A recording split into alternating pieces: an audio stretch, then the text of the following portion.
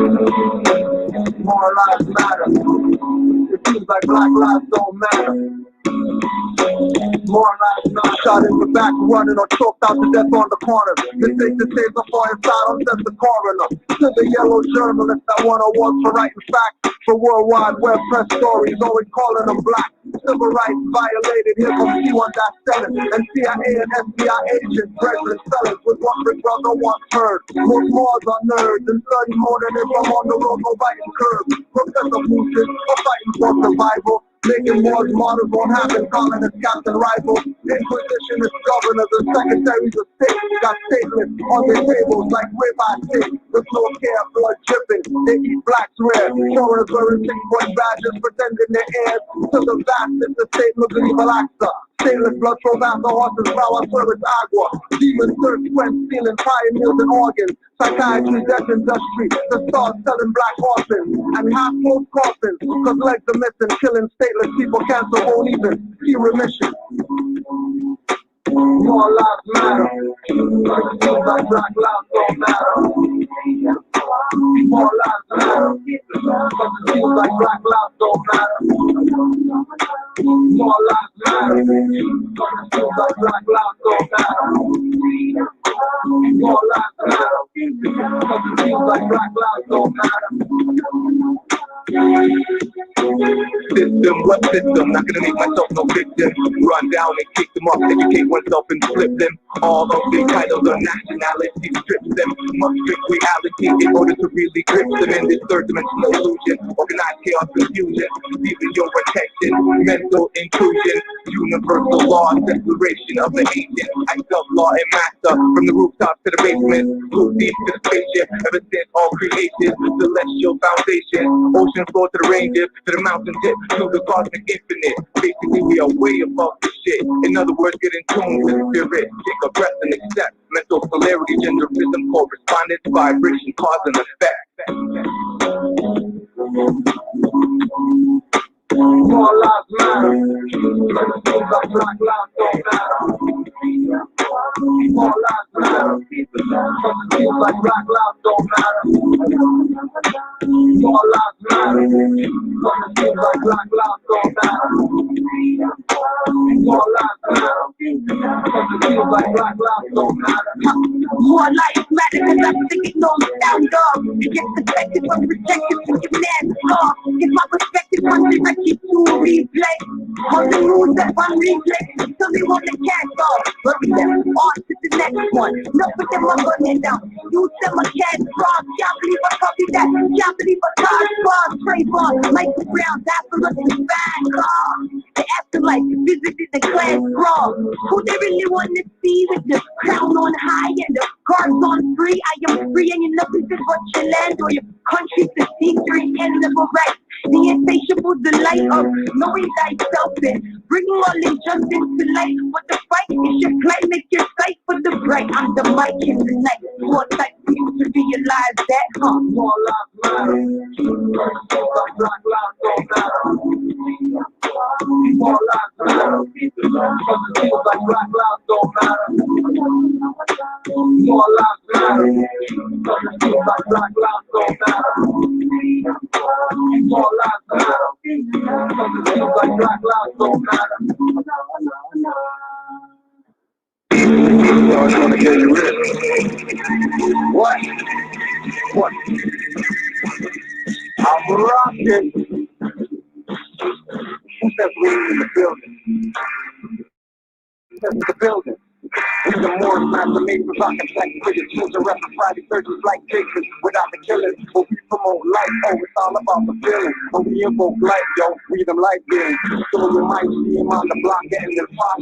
Might be talking a cop, giving a conscience. Patiently wearing his vest when he's walking. He's just turning heads, whispering got him. But he's locked in and he's zoned out while we boxed in our own house. Study the mystics, the adepts, the magi, wisdom of the ancients can all count the eyes. Possible mission, mental toughness, extract the substances, minds of darkness. Use the source, don't care what's up for court. After all by being told, man knows not. Many upon the floor, so start war. Place in the devil man, rule in the devil land. To dark my rituals, me for spirituals.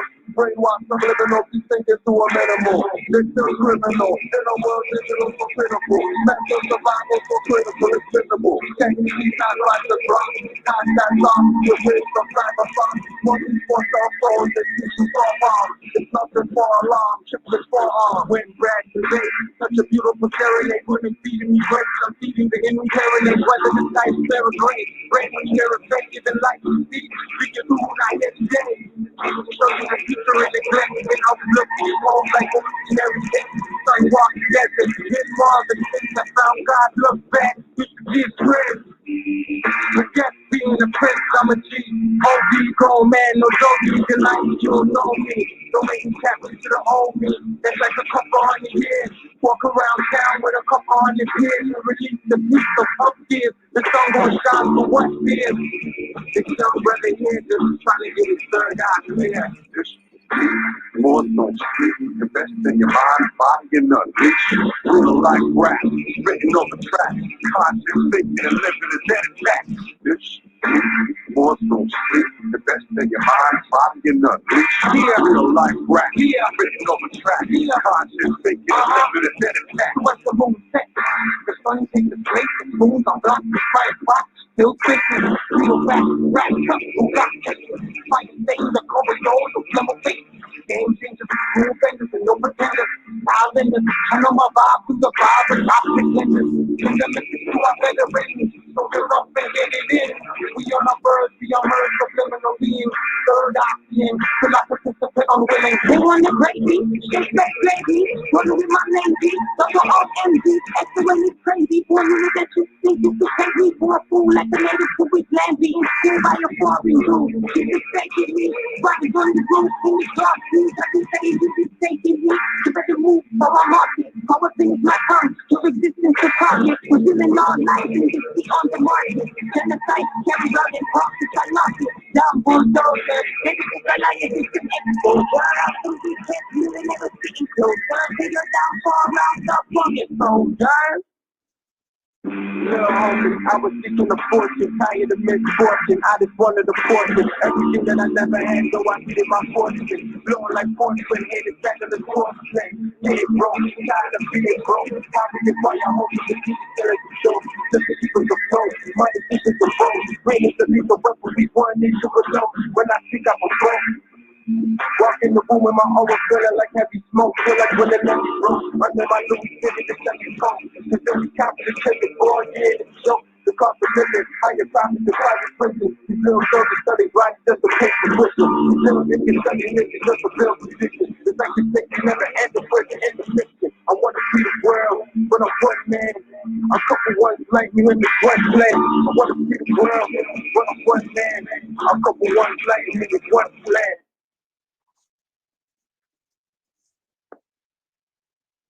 All right, peace and love, Morris. Peace and love, everybody listening worldwide. You are tuned into Morris Heritage History School, Eyes Wide Open Blog Talk Radio, Sons of Allah, for January 2021, January 21st, 2021, the first one of this Gregorian year. I am Israel Al.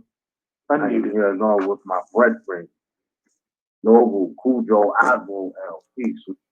Islam, more peace and love to all the Moors. What's good? It's good. All is well, you know what I mean? The energies is crazy right now, you know, good and bad. Everything is manifesting, you know, the good and evil spirits is moving, I would say. You did. And trying every time, but right. We're here. I mean? Straight up. You know, we stand firm on our square to whatever that means, you know, for every individual. Now, man, it's crazy, bro. I was feeling so well, and I still feel well, but, you know, energy is real out here, bro. Yeah. Energy is real. So, you know, and they be trying, bro. They be trying, but, you know, I'm glad I'm here. I'm glad I'm with you. And Islam, likewise. We're gonna get into this topic tonight. Yeah, facts. Oh, before we get before we get into the topic, somebody put something in the chat. Let me just ask you about this. Somebody in the chat talking about they're flying their Illinois flag. What do you think about Moors flying Illinois flags? Flying an Illinois flag. Alright, so you gotta look at that for what it is. There's really no flag of Illinois.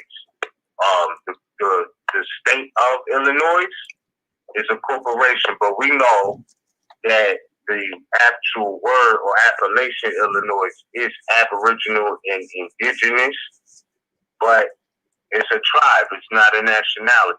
Like the Illini people, you know, that's where the word Illinois come from. Like it is an indigenous appellation, but it is not a nationality. So, you know, when somebody says they're flying the Illinois flag, I don't know what they're talking about. Like, you know how they may be talking about a banner, like just like you know, the Star Spangled Banner. People mistakenly call that a flag. Right. I don't know what that person is talking about. You know what I'm saying? If they got the flag talking about incorporated on such and such date or whatever, yeah, and we know that in a whole different jurisdiction anyway. Like they're not even, you know what I'm saying? There's something different. Yeah, I said I just throw that out. Yeah, I said I just throw that out to you. Nothing to go into nothing too crazy. We already know what's up. But you know how they get. You know how they get. You know how they get in the chat. Yeah, you know how they get. It's love, word. Yeah. So yeah, you know what I mean. If people haven't noticed, you know, we are in the days where nationality is super important. You know, I know from what we was taught and enlightened about, especially by Noble Drew Ali, about enforcing the Constitution and whatnot. You know, that's really where it's at right now. Especially from what we just saw. You know what I mean? From what we just saw with this whole election, because I know people like, yo, Miz, last time you was talking like this, and this could happen, and it could have, and a lot of it did. But from those Capitol riots is how we came up with this topic tonight about who's the real terrorist, right? Mm-hmm. Who is the real terrorist? That is our subject matter for tonight. And I want to start by saying this, right? For years, what I noticed from this election to all of this building up to those Capitol, like how the Europeans that was born in America raided the Capitol building, like it was a whole build-up that led to that, right? And what I find interesting is when we talk about who's the terrorist, you know, you've had different communities for years saying that the police is the real terrorists, you know, and they showed and proved that on multiple occasions. Meanwhile, they have been flipping the narrative as if Moors are terrorists and all of these different things. So one of the things that's super important, if you ask me, is to know first and foremost, like, there is no domestic terrorism laws on the books for the quote-unquote U.S. Like, there is none. When they call people that and slander people like that, as you've seen the narrative play out through the Southern Poverty Law Center, all of these different institutions attempting to paint Moors as if our citizenship isn't real, as if we some sort of terrorists and things like that.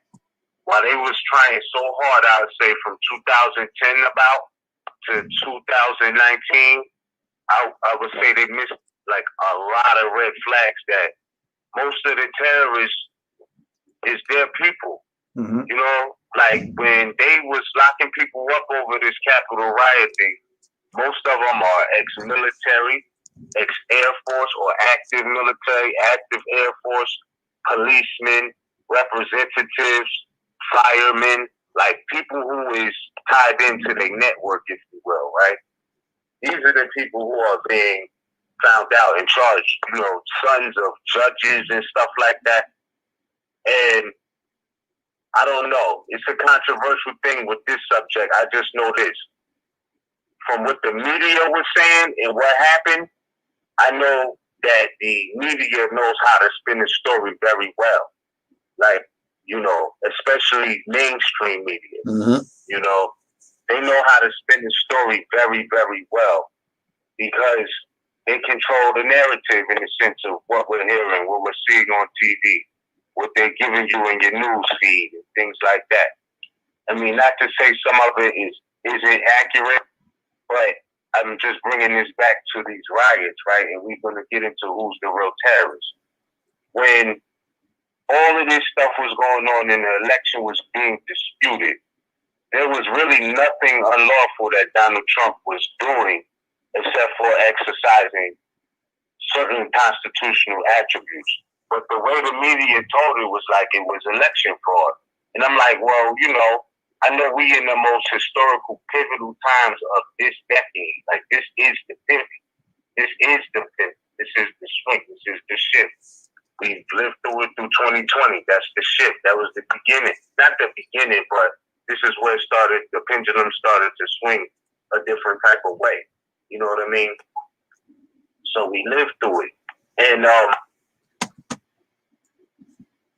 the election meant so much because it was so much in play and at stake for society. We're living through these days and times because of the vaccine rollout thing. So I'm paying attention, like, who's going to be in position to call these shots and do this and do that. But the whole narrative was that it was an election fraud. And when they went to certify the electoral votes the day that the riots happened, I was watching on a live stream, like what they were saying on the Congress floor, right? What they was actually saying on the Congress floor. Like, I wasn't looking at the news where, like, they're narrating how they coming into the building. Right. I'm just watching this, right, on the live stream. No commercials, no none of that. Washington Post live stream.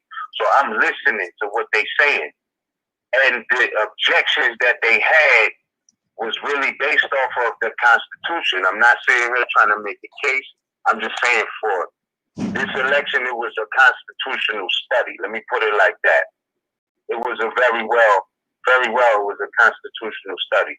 So I was looking at and paying attention for that aspect of it, right?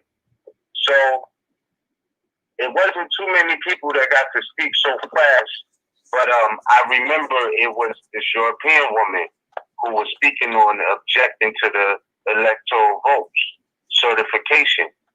And this is what she said, man. This is it in a synopsis, right? And I'm only mentioning this from the constitutional perspective because we're going to get into everything that happened that day, as far as what we know, as far as what we've seen, and who's the real terrorist. So while they on the Congress floor, I'm listening to the points on the Democratic side and the Republican side, quote unquote. It's kind of crazy. But their point of objecting to the election was the fact that it was unconstitutional based off of Article 1, Section 4, right? And Article 1, Section 4, like, because the way they spent it, like, they was just sore losers, they didn't have any grounds for objection and all of this. But when I actually heard, I'm like, oh, they might have a chance if the Constitution prevails, right? Based off of what they were saying. So Article 1, Section 4 says the time, places, and manner of holding elections for senators and representatives shall be prescribed in each state by the legislature. The time, places, and manner of holding elections for senators and representatives shall be prescribed in each state by the legislature thereof. Now, this is why they was objecting, is because they said according to how the voters' registration dates got extended was because a judicial decision was made. For those that don't know, constitutionally speaking, there's 3 branches of government. which is legislative, executive, and judicial, and neither has the authority to exercise the authority of any of the other three.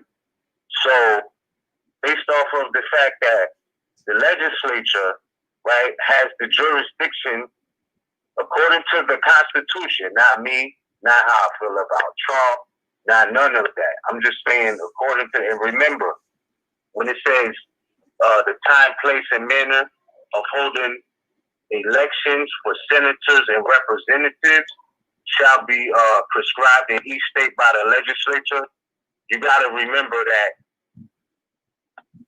that's not just the House of Representatives and the House of Senators. Like, the President of the USA is the highest representative, right?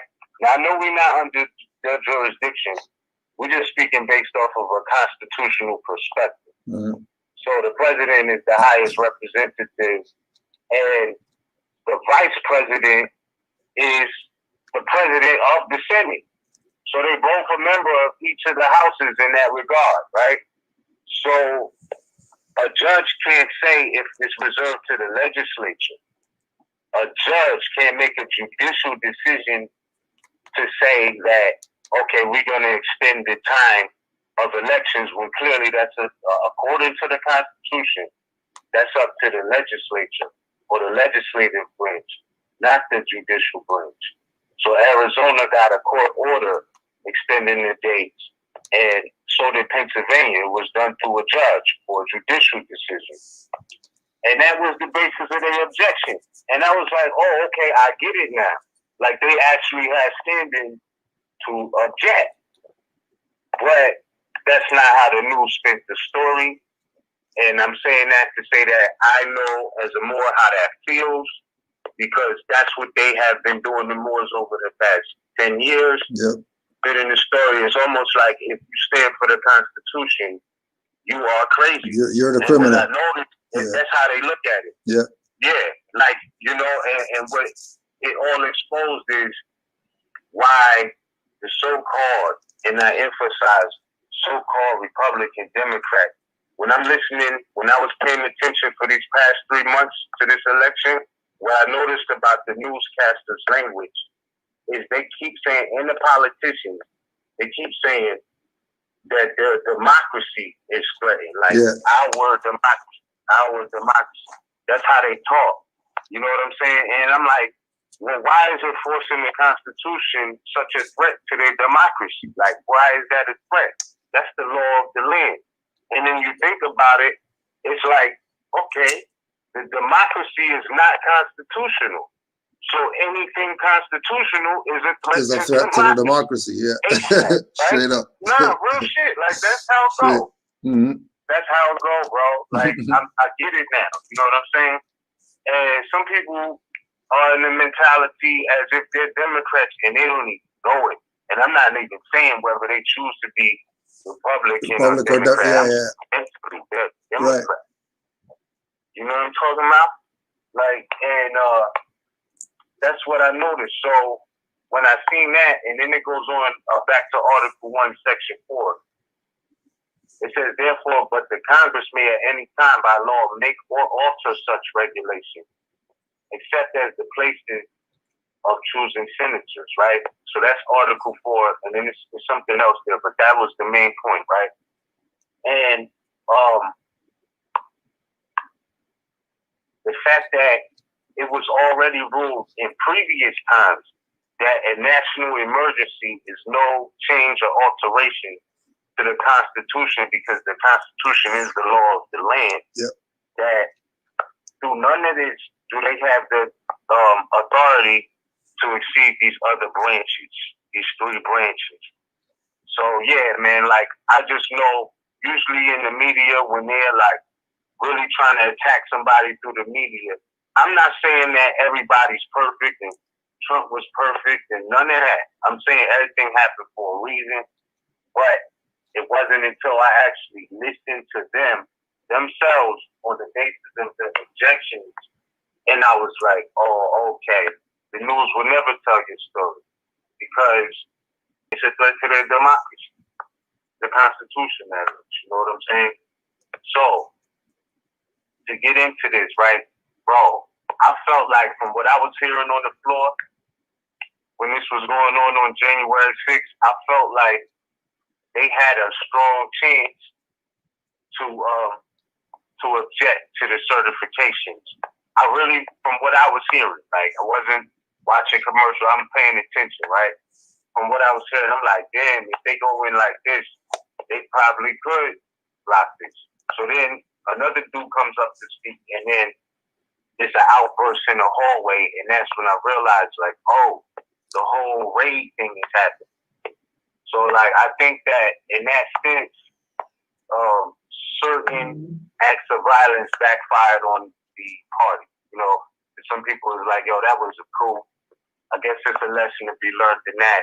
You know, if you resort to violence in politics like that, it can usually backfire on. Always does. It always does. It always does. Mm-hmm. The same thing happened when they tried the coup. They tried the coup in Trinidad and Tobago with Abu Bakr. Same thing, because you can't claim that you're the people and you're gonna whatever, but then claim that it's a democracy. You're contradicting yourself, and you're putting yourself in the same bag that the criminals are in.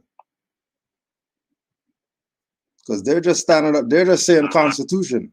They're talking Constitution, but they're saying it's their democracy. Even the people who are claiming that, you know, they're trying to do the right stuff, not what the wrong people are doing. So when you check what's going on, the same stuff that people are complaining about with the Moors is the same stuff going on with them, infighting. Two people, two parties, two whatever, under the same thing, fighting. And the real issue is that they don't have jurisdiction to be fighting over here, because this is not Europe, and all these people are foreign colonists that had treaties with our ancient foremothers and forefathers to be over here. So when Ms. is talking about they're having their stuff going on, and then their own is raiding the building where they're at having their meeting, that's infighting. That's the same stuff people complain about with the Moors. But they're not jumping off that ship like they jump off the Moor ship. They don't say, we don't want nothing to do with any of that because they're infighting. They don't play that. They pick a side. So all Negro, black, colored people out here who have been playing the game as if they belong to that, when you don't be looking over there anymore. Because obviously that has nothing to do with you if we're only seeing Europeans running up in this spot. I didn't see any Asiatics down there about there running up in. There's one dude with a I think he was a delivery guy or something, was in there in the building. That one guy, that one Asiatic, and then whoever was working for the corpse to be the muftis for the Capitol building, that they didn't do their job. And realize how it was the Asiatic ones who got left there to deal with this madness. And then the black guys go, oh yeah, the black guy came out and he helped try to save the stuff because he stopped it. No, he didn't. He was a scapegoat. He was King Alfred plan. All Asiatic leaders will be unseated at once. We're not backing you. You're on your own. And just like a good nigger, what they do? They defended that thing to their life getting lost. When these same people just murdered people in the street or whatever, they think that they got something for them. So when we're talking about this terrorist activity, don't tell me about some brother who's selling drugs, and tell me about some brother who has guns and whatever. I don't want to hear about them if we're talking terrorists. Because a foreigner is doing more terror than Aboriginal, Indigenous, trying to live under colonization, which came here from foreigners. Who are the real terrorists? Oh yeah, to put this out there too, just before we even get into the thing. etymonline.com, terror, early 15th century, something that intimidates, an object of fear. Didn't you hear these Europeans were fearful of their capital getting run by people? From Old French, terreur, from Latin, terrorem, great fear, dread, alarm, panic, object of fear, cause of alarm, terrible news, from terror, filled with fear, frightened, to tremble. From 1500, as fear so great as to overwhelm the mind, meaning, quality, or causing dread is attested to 1520s. Sense of a person fancied as a source of terror, often with deliberate exaggeration, as of a naughty child, is recorded from the 1800s. Terror bombing, first recorded 1941, with reference to German. Terror-stricken, 1831. Reign of Terror in French was the period where the nation was ruled by a faction whose leaders made policy of killing by execution anyone deemed an impediment to their measures. So called in English 1801. Old English words for terror include broga and egesa. See terrible.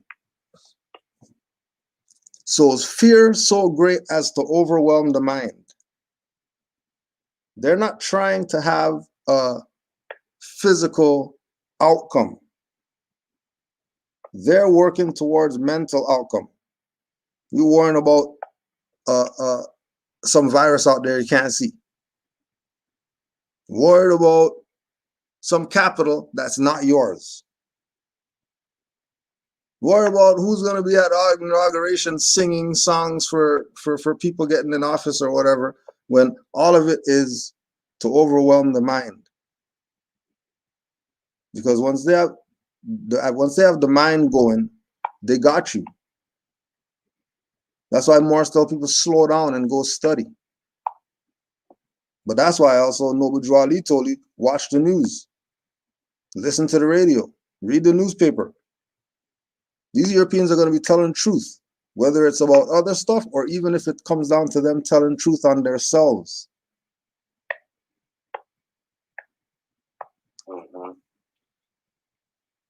So don't get caught up, because I know people would be listening and they'll think that we have a side because we're talking about the Capitol building getting whatever or somebody being in office. We don't have a side. We're just bystanders observing. We're bystanders observing what's going on, right? And we observe that there's terror going on right now. We observe that there's human trafficking and certain things going on right now under the guise of republics and governments and whatever, when that's not how it is. So this is the wake up call. We're at the side of the thing, clanging the bell for people to get out there sleep. But we don't have a side. Yeah, we're not in it like that. Just like waving the Illinois flag. We don't wave Illinois flags. We wave Moroccan flag. That's it. I don't know what anybody else is talking about, trying to tell you about something other than that. Moroccan flag, that's it. If you're saying that you're a Moor. If you got some other stuff and you say you're a Moor, you're looking at you funny. You're obviously here to overwhelm the mind. It's not about calming the mind. Because the only way you're going to see clear is if your mind's calm. And your mind's only going to be calm if you know what's going on. If you're an illusion, like Miss said, when everybody was talking about this raid, these people raiding Capitol buildings or whatever, Miss sent me the picture with the dude hanging off of the off of the balcony.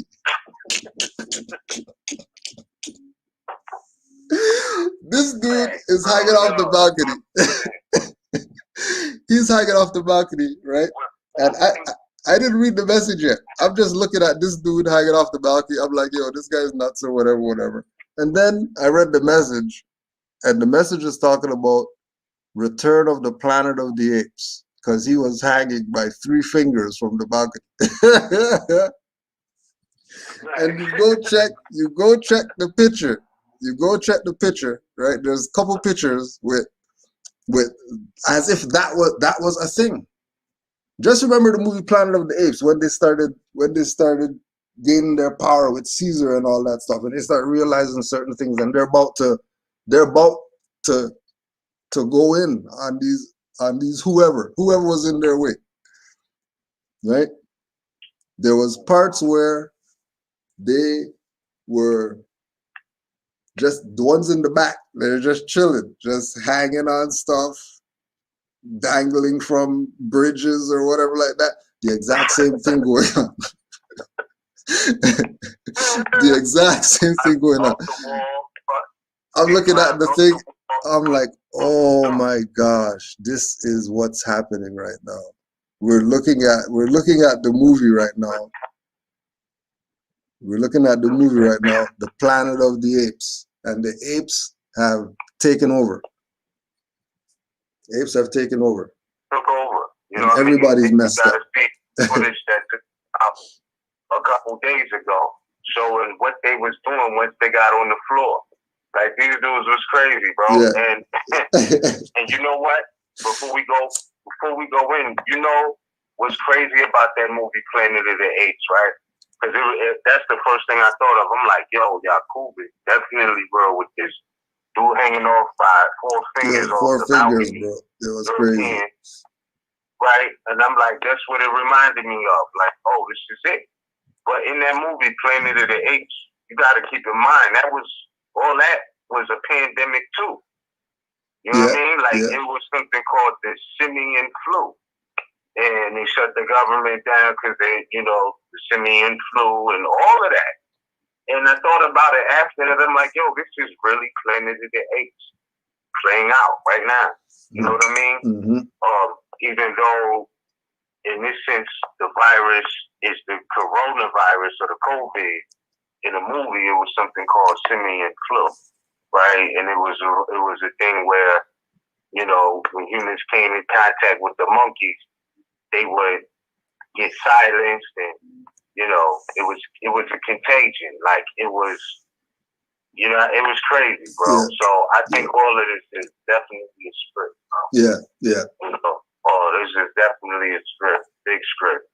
This is a big script. They hit the switch on this one. So, but yeah. So I'm just saying that. Yeah, I'm not on no side as far as Republican and Democrat. I just observed the Constitution based off of what I was taught, that this is what Noble Drew Ali said we were supposed to be in tune with. Yep.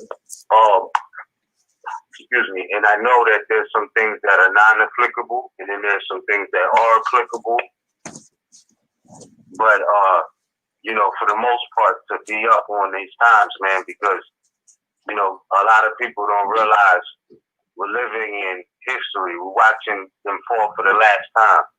In the words of Noble Drew Ali, you know what I'm saying? It's that time. Like, it's past that time.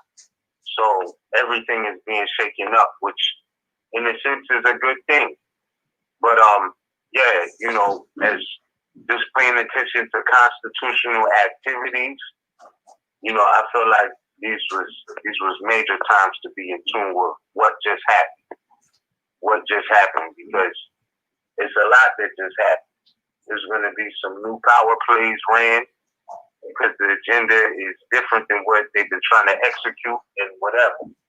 But I would say that seeing how that played out with the Europeans running down on the Capitol, and just for the record too, like, Moors did build the Capitol, just so people know, like, that's not their building like that.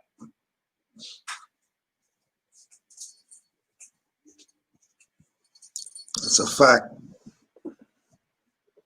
Yeah, Benjamin Banneker was the surveyor observer for George Washington and them. You know what I'm saying? Even throughout the Civil War, whatever, like we had the blueprint and the supreme skills of masonry to build like that. And there's some buildings in DC where many different nationalities contribute to the design of the architecture and the, you know, the aesthetics of the inside. But most of them buildings in DC, like unless, you know, I mean, some of the Smithsonians are more modern, but the older ones, you go in and it's undoubtedly Moorish architecture, like definite cathedral style and all of that. So yeah, a lot of people don't know that, but that is in fact a building that we built, and they know that. You know, we got to be in tune with our history. So you know, certain things we got to watch out for what's happening, because it's not necessarily directly about us. It's about what's happened. You know what I mean? And that's all. So like, you know, these past 3 months was a key time to pay attention to what they were trying to do on the governmental level. Mm-hmm. But even beyond that, on the shadow level too, because they be playing on different realms. So what I mean by that is this terrorist conversation, right? So for years, they've been trying to label different people terrorists and all of that. Meanwhile, all of these people who was involved with it had some sort of political job. These were people, come on, man. They had a damn noose out there, man. They had a gallows. Forget just the noose. They had the whole gallows. Like, you know what I'm talking about? Like the whole thing. Not like, you know how they threw a noose in the African American Museum in D.C. to cause a threat and a scare. That was just the quote noose in that regard.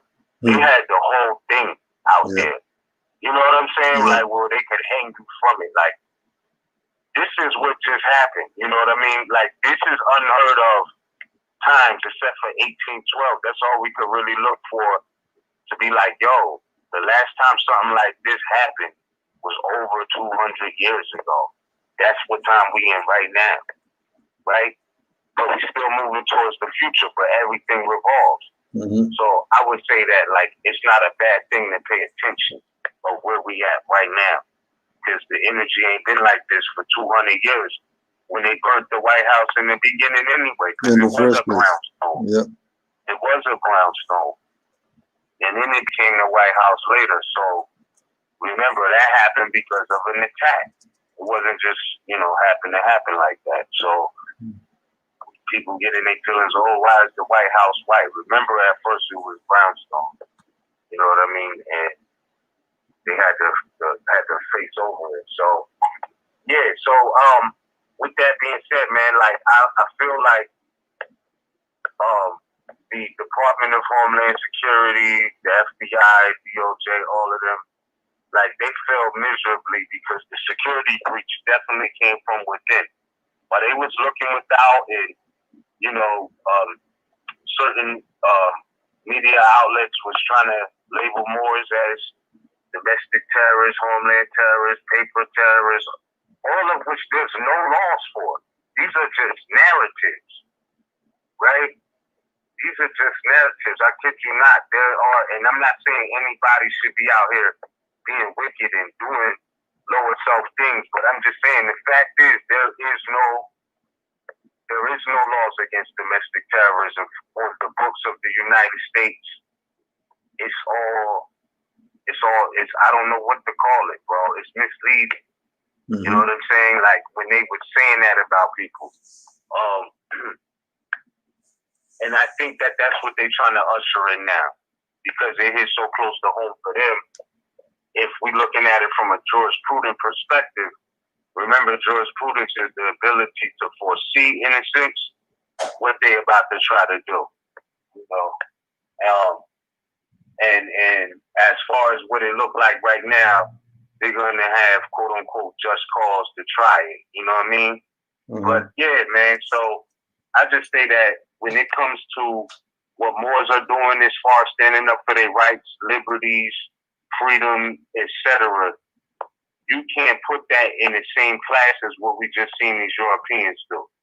Right. Like, if that's not terrorism, you know what I mean? Like, if that's not it, like, that's all I'm asking is just completely leave Moors out of that conversation or that category, because I recall when it first started coming up, I may be wrong, but like the first time I ever heard a sovereign citizen, it was a European. It was two Europeans, matter of fact. Mm-hmm.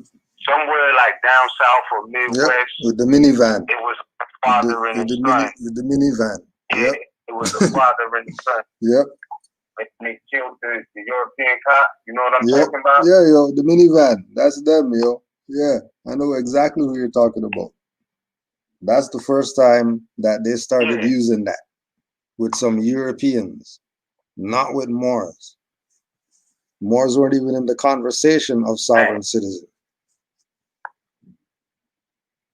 Yeah. And then whatever they did, because remember, it was an actual concerted effort, bro. Remember Finch and Flowers in there? Yeah. Like from the North Carolina department? Yeah. You know what I'm talking about? Yeah. Like, nah, these were supposed to be the heroes, right? That was supposed to be alerting all the law enforcement about Moors and sovereign citizens and the right to travel and all of these things. Paper terrorists. Domestic terrorism or paper terrorists or something like that. Yeah. Meanwhile, we finding out later down the road, it's no such thing as these laws that they were saying.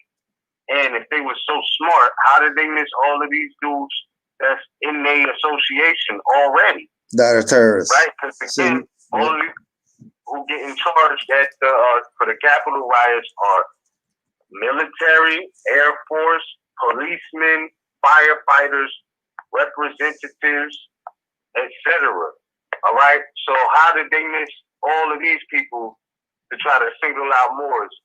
All Moors was doing was writing their position and standing on their rights, enforcing the Constitution, basic things that bind the country, right? Or bind the nation, or bind the land, just basic things. You know what I mean? And they went on a tour for that. Meanwhile, if you look at it for real, it's that what happened was probably the biggest security breach against the United States or any nation for that matter that ever happened, bro. Because, they're saying, look, your president said, the president of the USA told me to do this. Who else is going to tell me I can't, right? That's how they think. Yeah. Under their jurisdiction. I'm not saying they wrong. I'm not saying they right, but I'm saying that's a hell of a defense. You know what I'm saying? Yeah. But if that is the truth, then the security breach is definitely from within. Mm-hmm. Has to be. And that's what the people have been saying the whole time, that the police, all of these people are the terrorists operating under color of law. So it's not a surprise. You know what I'm saying? Mm-hmm. It's not a surprise when we see mad firemen mad policemen and military dudes and all of this. And think about this, even earlier in the last decade, when our people was picking some of these police officers off. And when I say our people, who they generalize as a black militant, et cetera, Mika Johnson, Gavin Long, all of these brothers had military backgrounds. Yeah. So then we got to look at, is there something going on in the military where a switch, you know what I mean? Like, what's going on there? Why is this common thread amongst these quote-unquote terrorists always somebody linking back to the military or the army? Yeah. You know what I'm saying? And I'm not knocking any warriors or nothing like that. I'm just saying, you got to think about that. Like, why is that the common thread of all of it? You know what I mean? So I'm saying that to say that, we common Moors is for love, truth, peace, freedom, and justice. All that other stuff they talking about Moors, it's not trustworthy. It has no standing. you know, especially from a people who had a security breach like that from the inside out. What else are they doing? You know what I mean? Blocking things and, you know, bucking due process of law, the whole thing. Like those are the terrorists. We're not in that conversation as far as how we should be ranked or looked at amongst civilized society. When people hear Moors, they shouldn't think sovereign citizen or domestic terrorists or paper terrorists or they're hot or they're on the watch list. Remember in 2019, the federal court in Virginia declared that no-fly list was unconstitutional.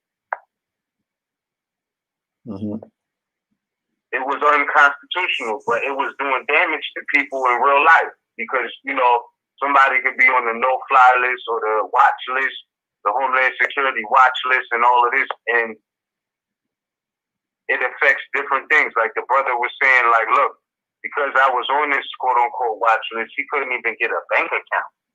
You know what I'm saying? Like, it's shit like that those ramifications have when they do that, you know, as far as putting people on these watch lists and these terrorist lists and all of that, and they're not that.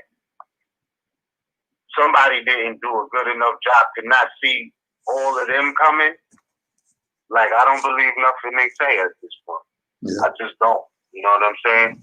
Like, I don't. So I would say the terrorists, if you will, you know, they showed themselves. But I haven't seen Moors go hard like that. You know, I see Moors come in a civilized fashion, you know, not really destroying property of institutions, but enforcing the Constitution and their rights. So, you know, if that classifies as terroristic, then, you know, that's insane. That's insane. And that lets you know that that's the terrorism. The fact they're going to put somebody on a watch list. The fact that they're going to try to say, you know what I mean, what Drew Ali was saying. And it's not even like they're saying him. They're just tying it to Moors. Because when you talk about what Drew Ali was talking about in the 1920s, in today's time, they would call that terrorist. They weren't calling him terrorist back then. He was a liberator. How is he talking like this and they're not looking at him like a terrorist? But Moors talk like this today, but they're looking at Moors as if we're terrorists. Them claiming we're the terrorists, them claiming that Moors are the problem, proves their terrorism. Right? Divine warning. The citizens of all free national governments, according to their national constitution, are all one family bearing one free national name. So their free national name, United Statesian. They could fight for that stuff if they want. That's their corpse. We have our own free national name. That national constitution is for all free national beings. That if you're going to be over here, you're going to go by that. That's going to be the law. And then all the treaties attached to that are going to be the law.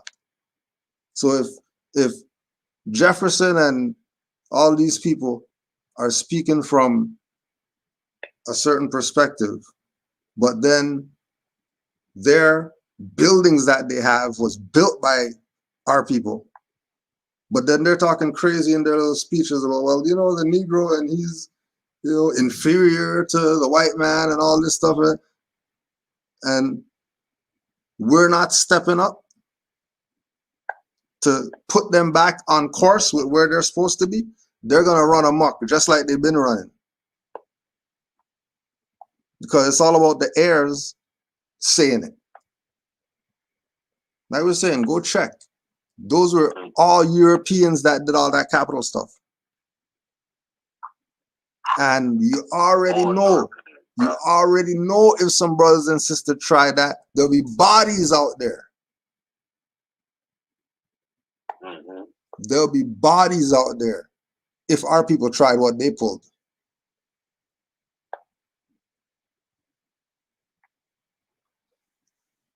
There would definitely be bodies out there. There wouldn't be some calm stuff, stopping people at the airport and all that stuff. It's not going to be no calm come and arrest you. There would be. It wouldn't even get that far.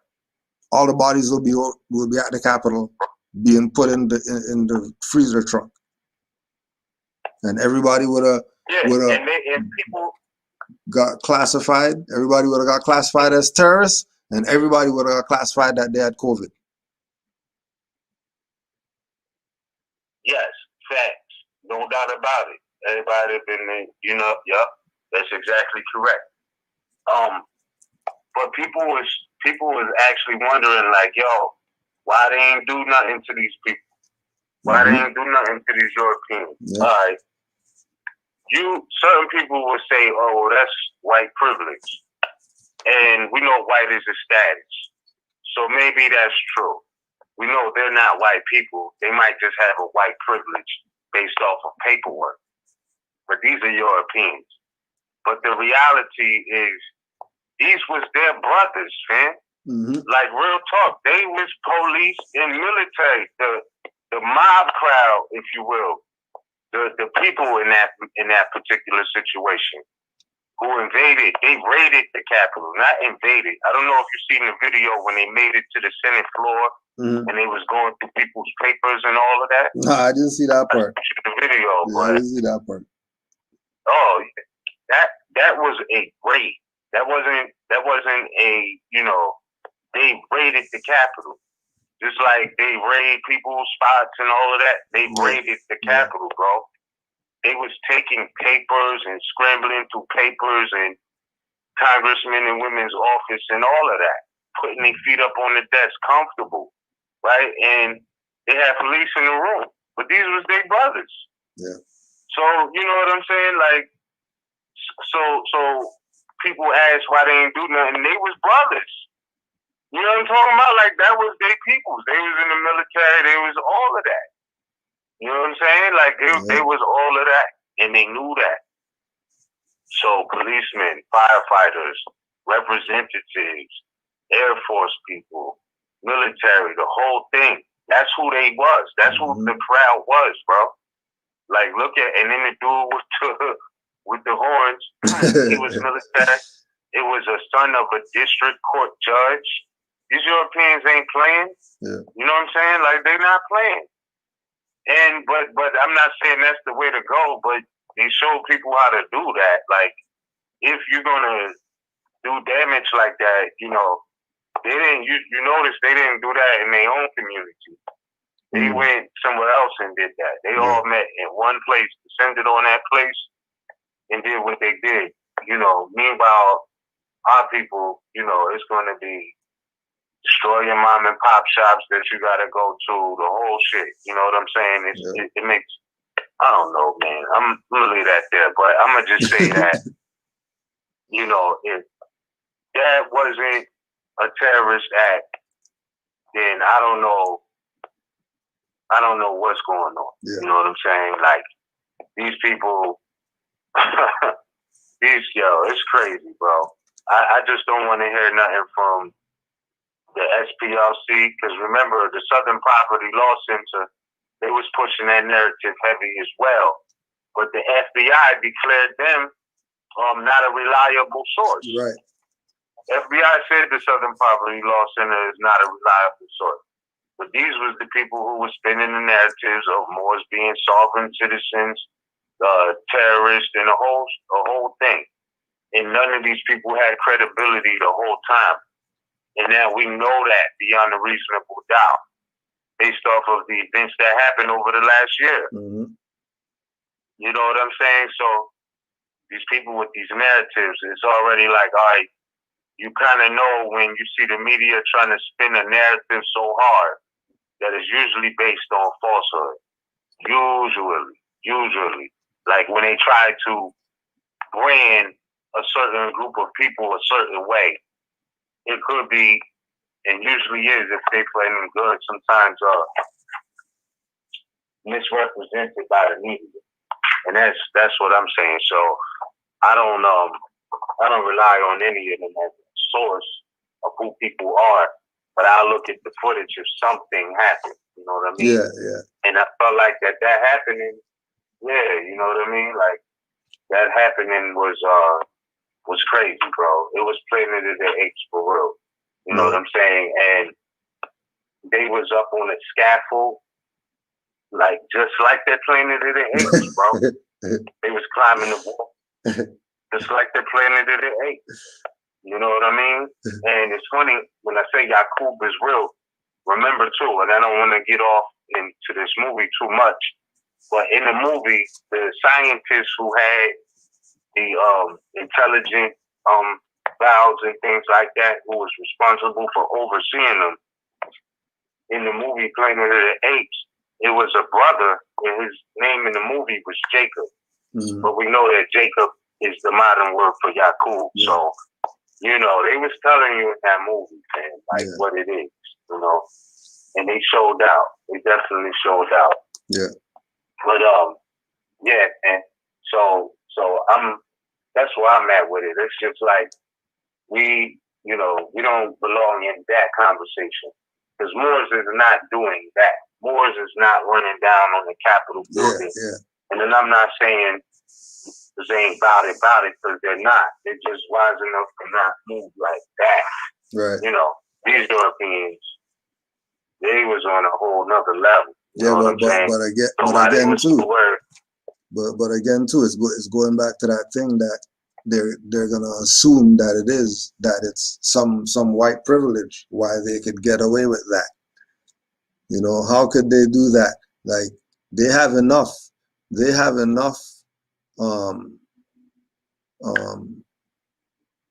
surveillance, whatever, in that area that there's no reason everybody who was down there, if it's like that, shouldn't be getting arrested. All these cameras, these people. What's up with the footage? Like, come on. Yeah, and I know they got cameras inside the building. Inside the building, and don't forget, you're also dealing with people who are the anti-vaxxer people and all that. So they're not even got masks on or anything. So you clearly know who these people are. You know everybody got a cell phone in there because everybody was filming like a dumbass, right?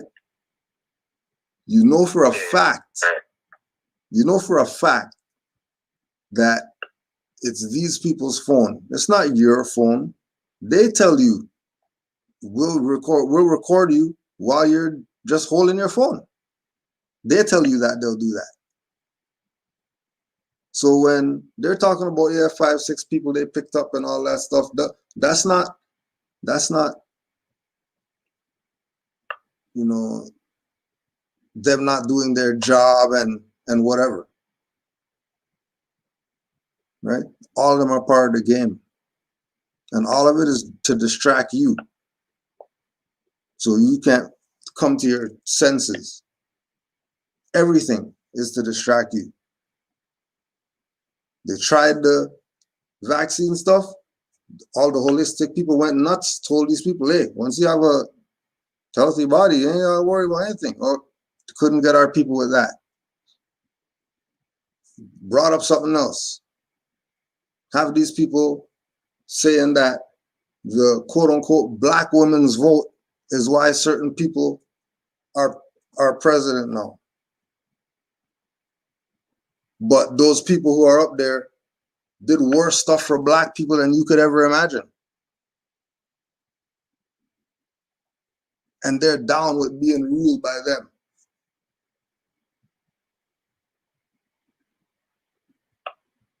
They're down with it. This man has executive orders stacked to the ceiling. And all you're hearing is stuff against our people. That's terrorism. We're not the ones wrong. The wrong people are the one that our people have been given their power to. For generations, keep giving the power to this foreigner. Not want to be yourself, not want to enforce Constitution. Thinking that things are all right things are cool, so we can, you know, just chill. Things aren't cool. And we have to get ourselves in order.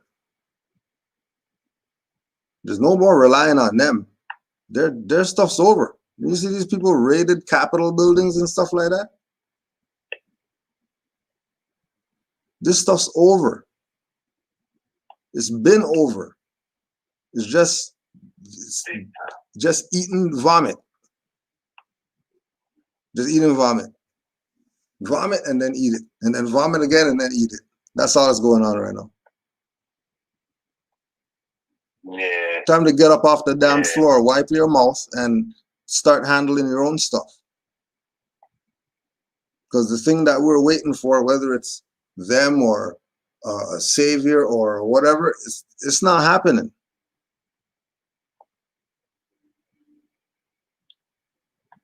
It's not happening. And it's only not happening because our people keep playing games with these foreigners. Think about it. They hate you so much. They hate our people so much. They hate us so much. But their buildings were made by us. Right now, they're walking around in buildings that were made by us. Fact. They obviously don't hate us. So something else is going on.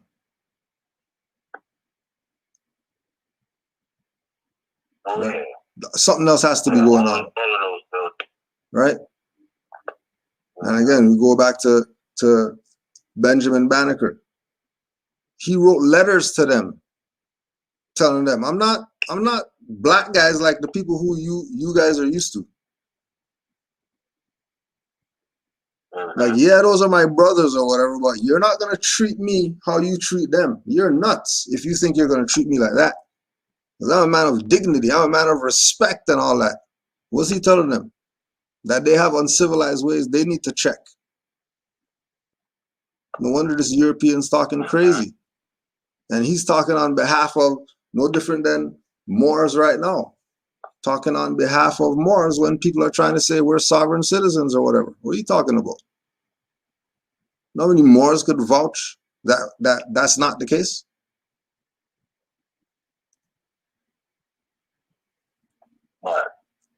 Right?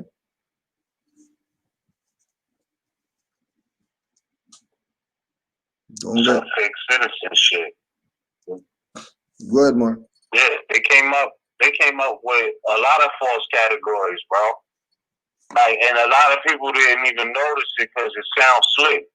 Oh, he's a sovereign citizen. Because, you know, people love this. You know, everybody has a right to sovereignty. That's documented court cases, everything, right? Mm-hmm. But when you're talking about someone's citizenship, it has to be a place. You know what I mean? Not a description. Not a, you know what I mean? Like, it's crazy, bro. So that's one. In conjunction with getting hit with that false citizenship of sovereign citizen, that's where they come in with the whole paper terrorist and the whole narrative with that. Like, that's the narrative behind being a sovereign citizen. That's crazy, right? Because it's a fiction from the jump. Yeah. So as soon as they hit you with the brand sovereign citizen, they thinking that you think like right to travel, in a bunch of characters. They're gonna say what, paper terrorists, yeah, the whole thing. Like, squatting. They're gonna say squatting for sure. They're gonna say squatting, house takers and all that. Yeah. Yeah. Squatting, the whole. Like, so, you know, and it's crazy because it's like, nah, people are just enforcing the Constitution, which is the law of the land, and it's nothing unlawful about the law of the land. Like, what are you talking about? So, you know, man, it's some crazy times. I don't know, man. Like, they probably going to try to put something on the books. Because remember, like, Department of Homeland Security and all of that didn't spring up until, like, 2005. Mm-hmm. Definitely after 9/11. You know what I'm saying?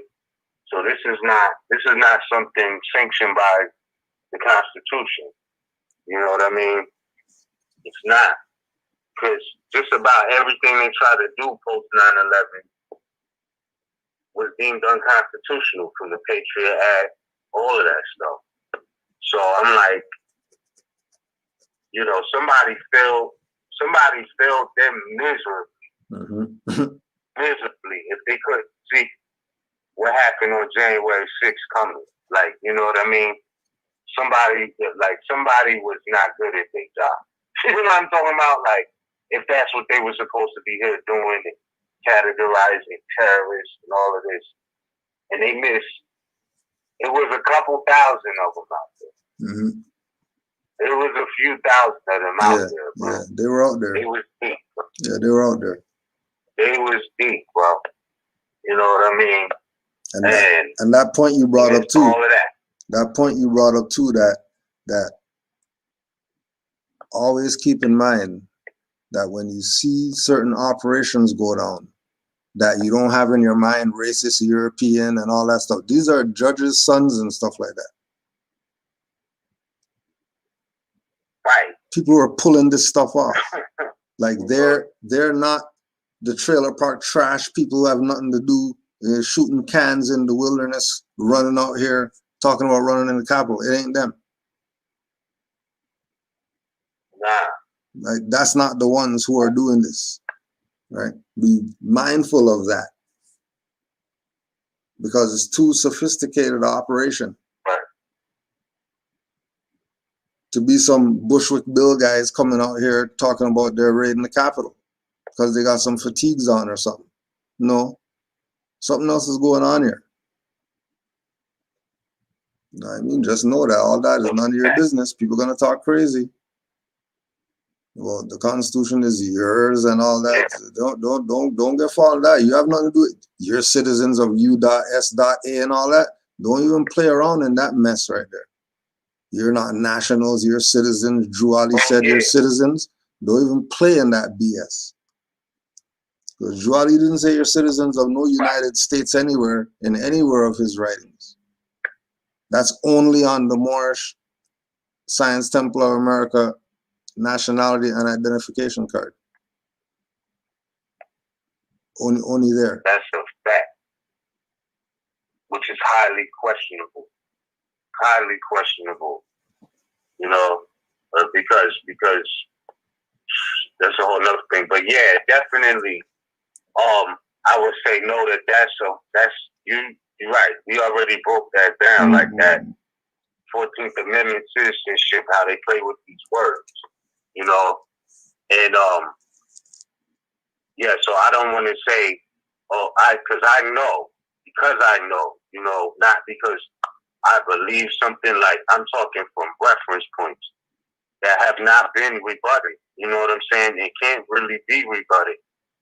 But the fact is that, you know, persons are corporations, you know, and when Noble Drowley mentioned there's no need for the application of the 14th Amendment, that goes hand in hand with the jurisdiction of states and United States and all of that. So it's like, but I'm just saying from this perspective, just like USA is a corporate jurisdiction, right? Being a citizen of the USA is not technically lawfully a legit citizenship for a human being,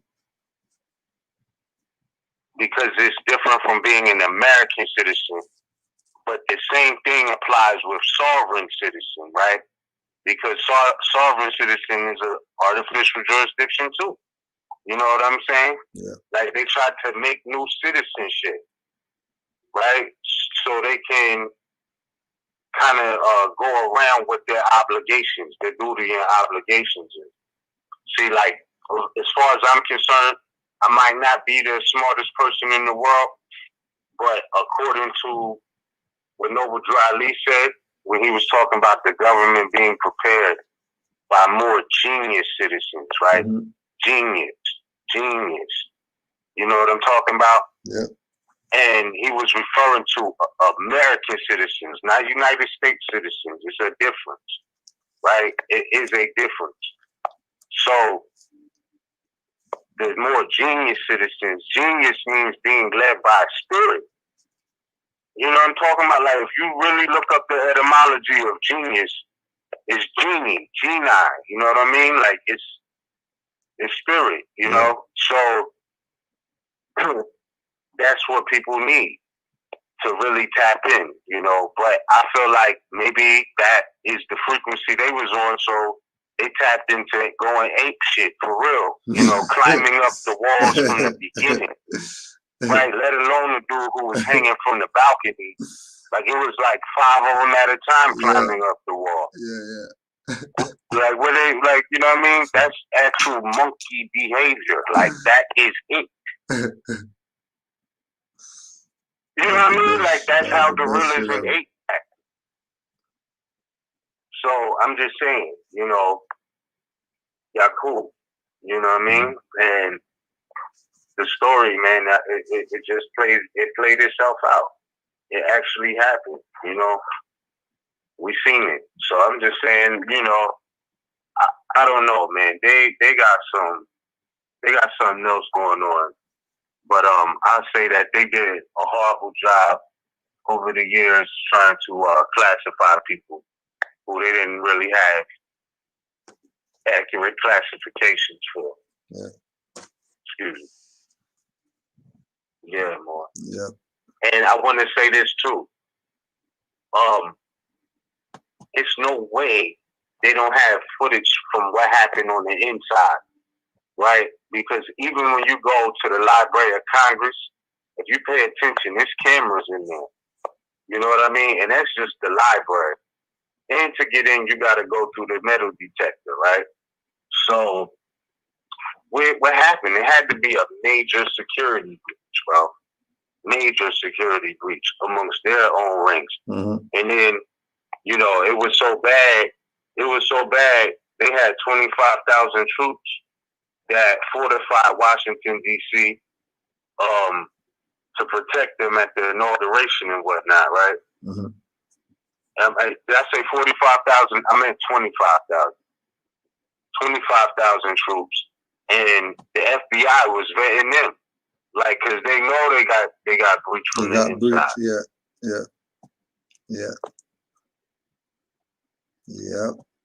Yeah, they know they got from the inside. You know what I mean? So whether that be Trump, you know, under his administration and being the chief commander in chief at that time, you know, he had the pull to do it if he wanted to. But it was definitely something within them, and that's what Trump's presidency showed, you know, and that needed to be exhibited, you know. That had to be on exhibition for the people to see, like, yo, it could get like that, you know. It could get like that. And it's crazy, you know what I mean? It's just crazy. So, yeah, man, I don't know, man. I just think, like, they're going to try to do something about that now because they never had nothing on the books. And I just hope they don't try to lump those who exercise their constitutional rights in with these entitled Europeans. Because when it first happened, right, I'm thinking to myself, I'm like, damn, they already out here trying to classify people as terrorists and all of that and all of this. And these people probably just accelerated it.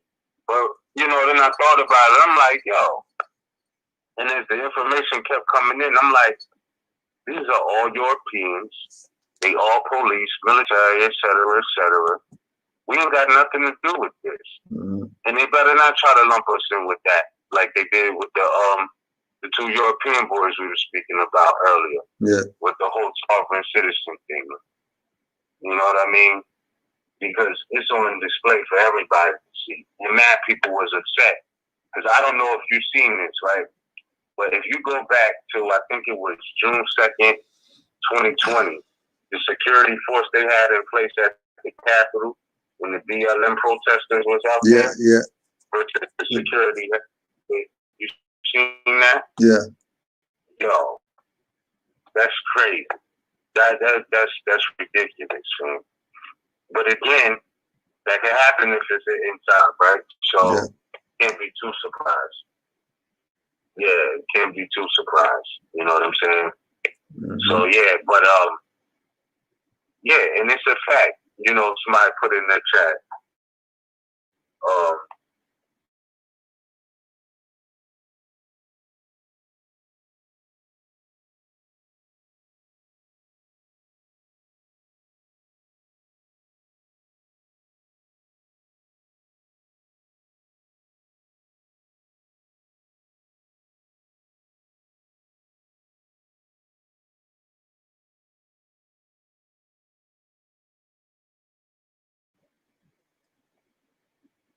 Say that again? No, go ahead.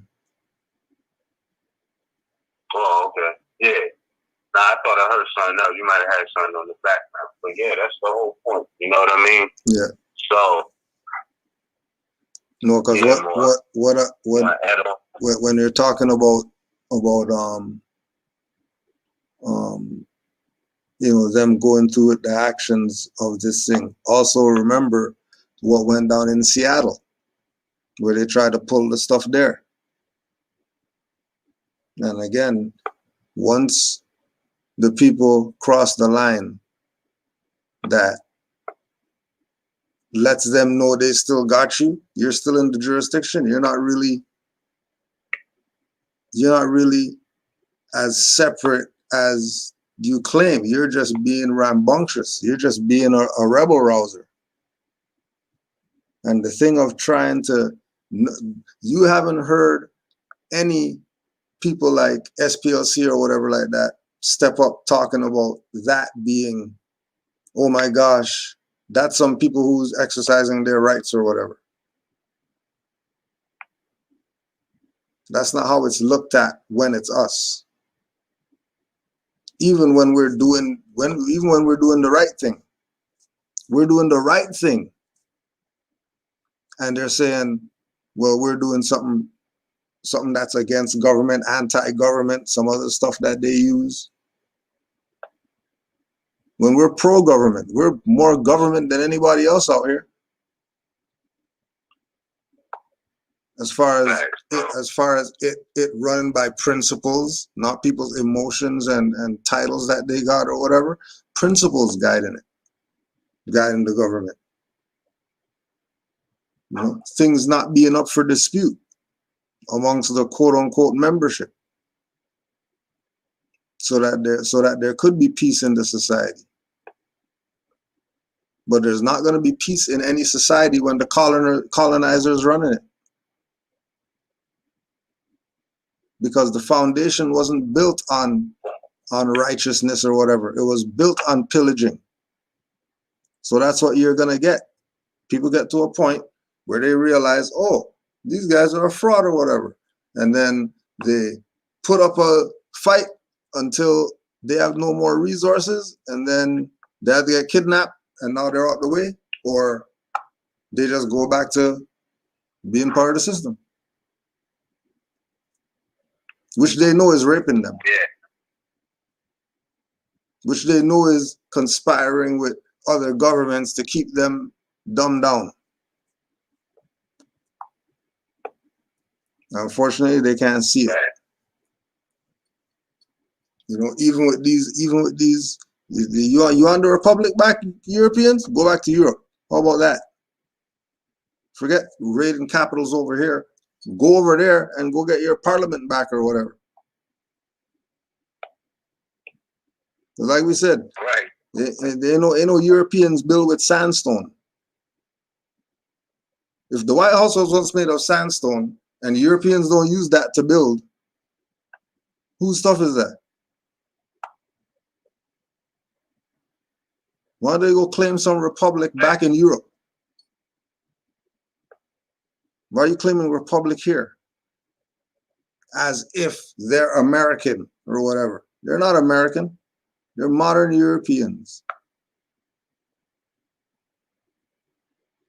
But we don't think that's our capital. Sorry, go ahead. Say that again, Mark. Nah, my bad. No, I said it'd be irking me when I listen to the news and I hear them talking like that. This is our America and all of this. And I'm like, y'all are not American though. You know what I'm saying? It's crazy. Like but that's all they're trying to claim on the surface to keep us away from that claim, bro. Like, that's real talk. But I wanted to say this too about the terrorists. And I think we can leave it here. Like, Trump's attorney, bro, Rudy Giuliani, the old mayor of New York City, this man said on that day, let's have trial by combat. That's Trump's attorney, Rudy Giuliani.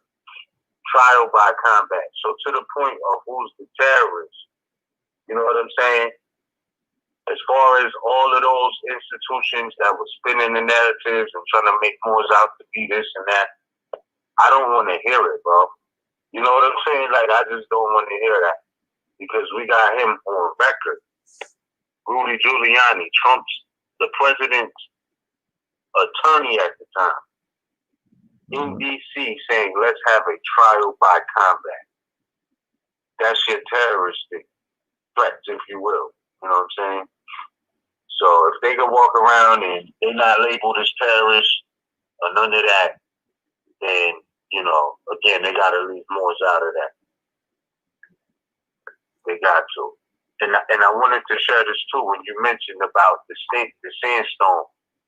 Like a lot of places, even if they wasn't marked as on the Register of Historic Places, the National Registry of Historic Places, there's a lot of places that are in fact nationally historic.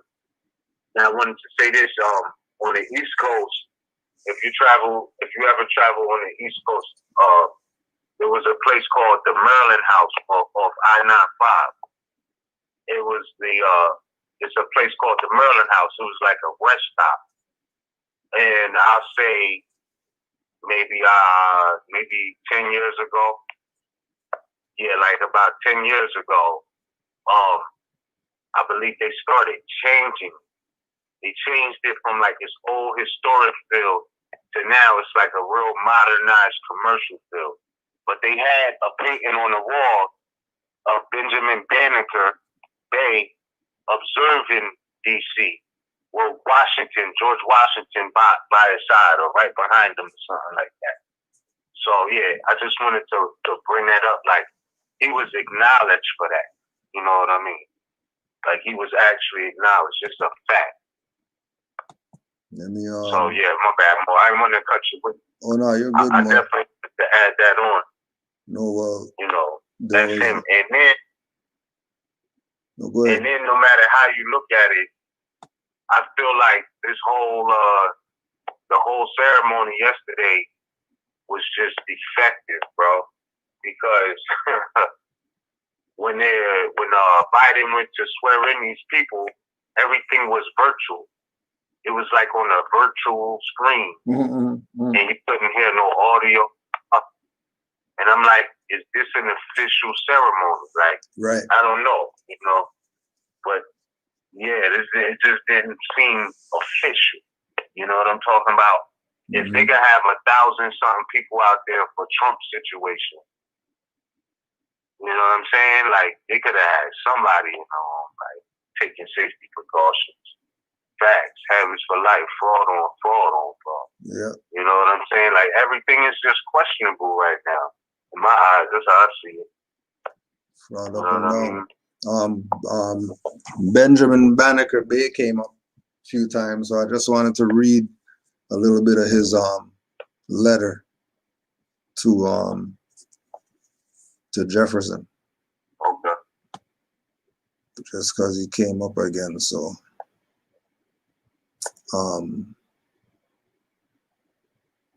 Sir, I am fully sensible of the greatness of that freedom which I take with you on the present occasion, a liberty which seemed to me scarcely allowable when I reflected on that distinguished and dignified station in which you stand, and the almost general prejudice and prepossession which is so prevalent in the world against those of my complexion.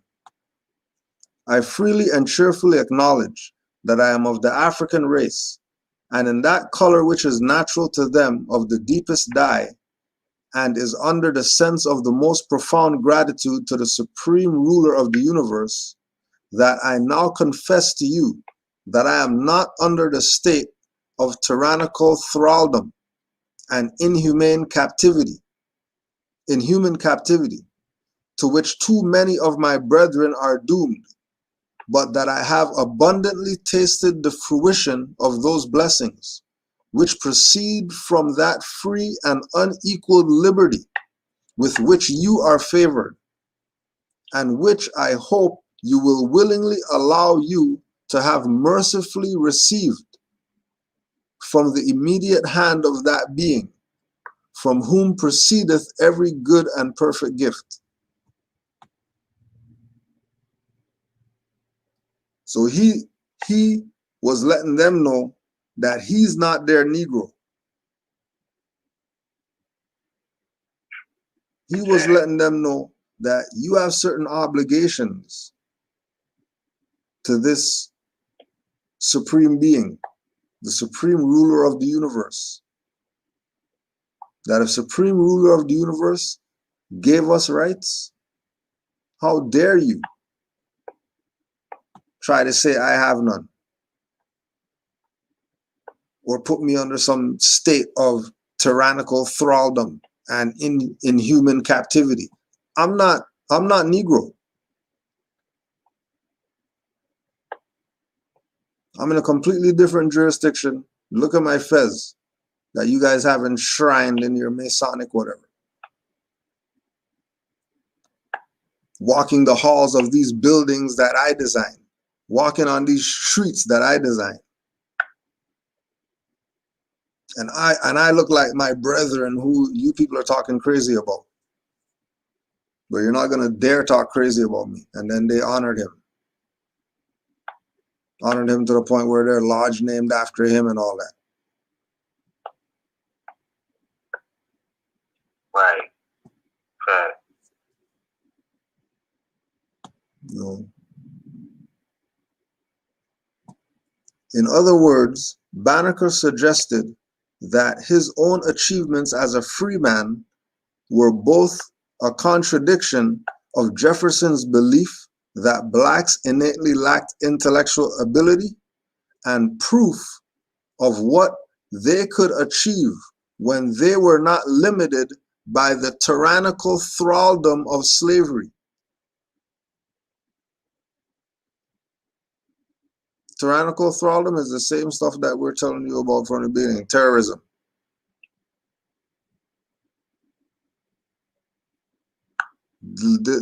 This is during Jefferson's time. They were terrorists. Look what they did to our people. Look at the mindset they had toward our people. Their mindset toward our people was terrorist in nature, overwhelming us with fear. You tie somebody to 4 horses, you're gonna overwhelm people with fear. Especially if it's the strongest one or the most wise one that they tied to those horses. Trust me, that's gonna overwhelm anyone with fear.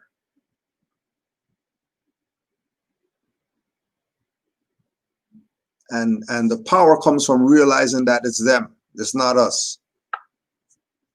You're not supposed to be looking at Moors get kidnapped and then you're talking about, oh, the Moors stuff didn't work. No, you should talk about, hey, what are those foreigners doing? Why are those foreigners trying to do that to that Moor? Why are those foreigners calling them paper terrorists? When they're really it. That's where our people's mind needs to be at. Instead of siding with the foreigner, Right, though. siding with the colonists, as if they did something right because they kidnapped a Moor. No, they didn't. I don't care what he did or she did. Who are they? Did they put their status on the record first? Did they prove they have jurisdiction? If not, then they're playing games. And they've been playing games because they never proved those things to our people. Never do they prove those things to our people. And then when Moors question them on that, let me see your delegation of authority if you claim you're whoever you say that you are. Let me see something. You're a highwayman? All right, let me see your badge number. Let me see something. You can't just violate because you feel like you can. Because you want to. Is what you're doing in the Constitution right now? I don't see what you're doing in the Constitution right now. But our people are going to look at that and give it a pass and say, oh, the Moors, oh.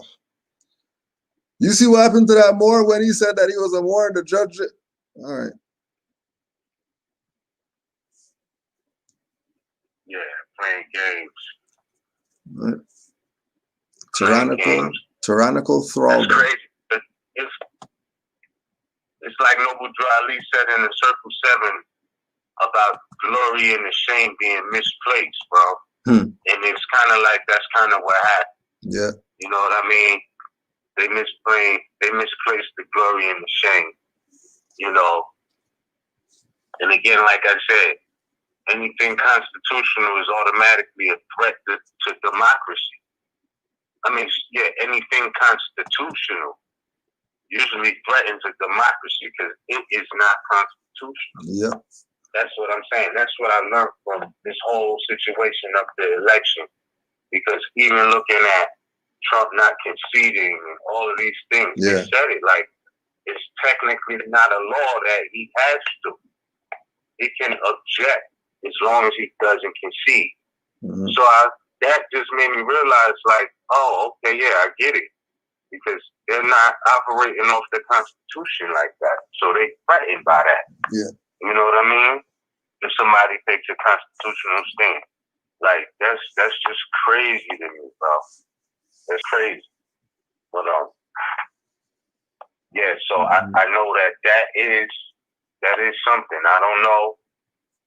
I do believe, if I'm not mistaken, one of the prophecies, the oral statements in the prophecies, said that another signal of when it'll be our time is, or when the United States will try to do right, is when they have an Asiatic president and a European vice president, or vice versa. Right. You know what I'm saying?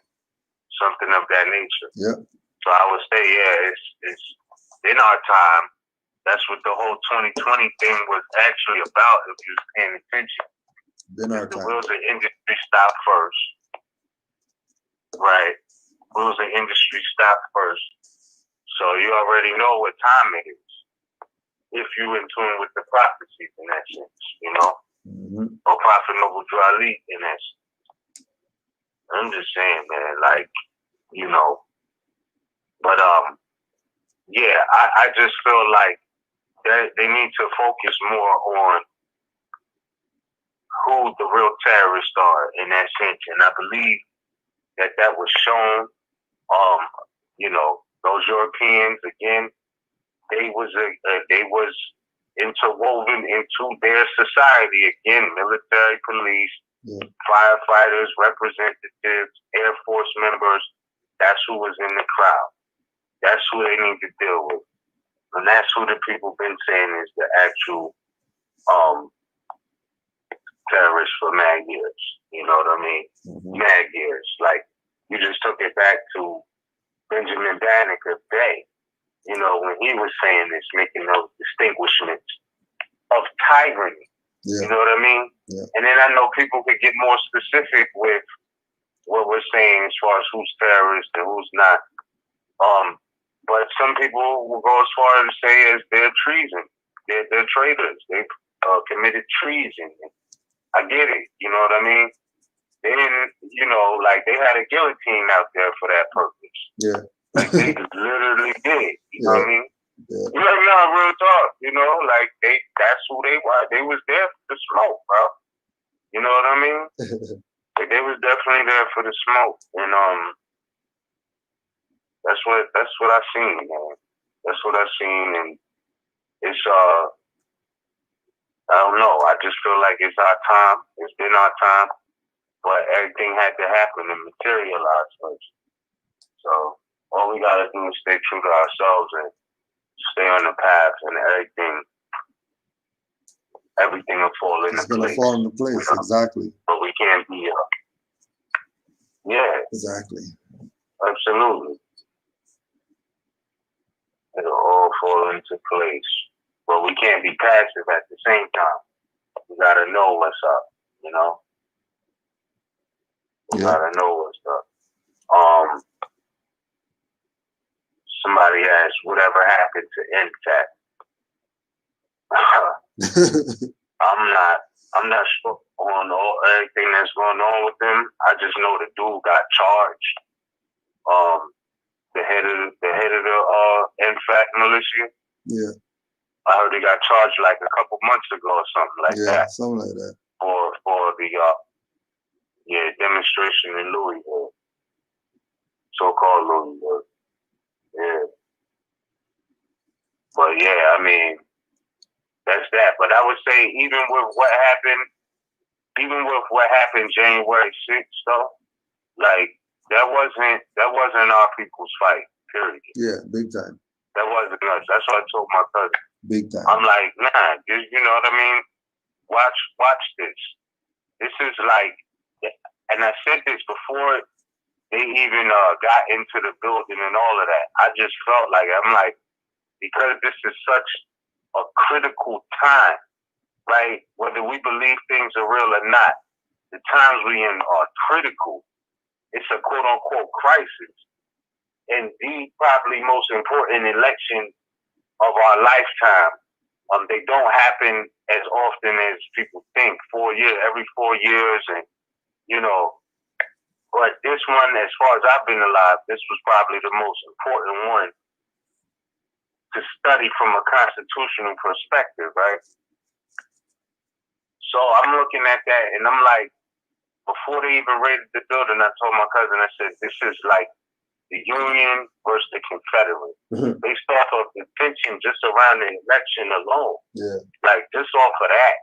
You know what I mean? People saying, oh, Trump is, he's being a sore loser, and Trump is on like, no, I got the right to object. And I'm like, this is their beef. Like, none of our people belong in the midst of this one right here. You know what I'm saying? Like, I would have been disappointed. I would have been highly disappointed to see our people out there protesting that day. Like, you know what I'm saying? Because my position is, like, real talk. Like, what are you doing? You know what I mean? We already seen what happened with the Union and Confederate. Okay, if it wasn't for Moors, the Union wouldn't have won that war. You know what I mean? The North wouldn't have beat the South. You gotta remember, it was more soldiers that was fighting for the Union that came through and ran down on them plantations in Virginia. And, you know what I mean? Did some serious rearranging during that war on both sides. But if it wasn't for that, you know, they wouldn't be where they at now. Let them have their own fight this time. You know what I'm saying? That's where I was at with it, bro. So when I seen that, I just was like, oh, okay. But I was much so intrigued by the Constitution aspect of it, you know. And my fault, I'm going to yield to you real quick, bro. It's on. Well, again, going back to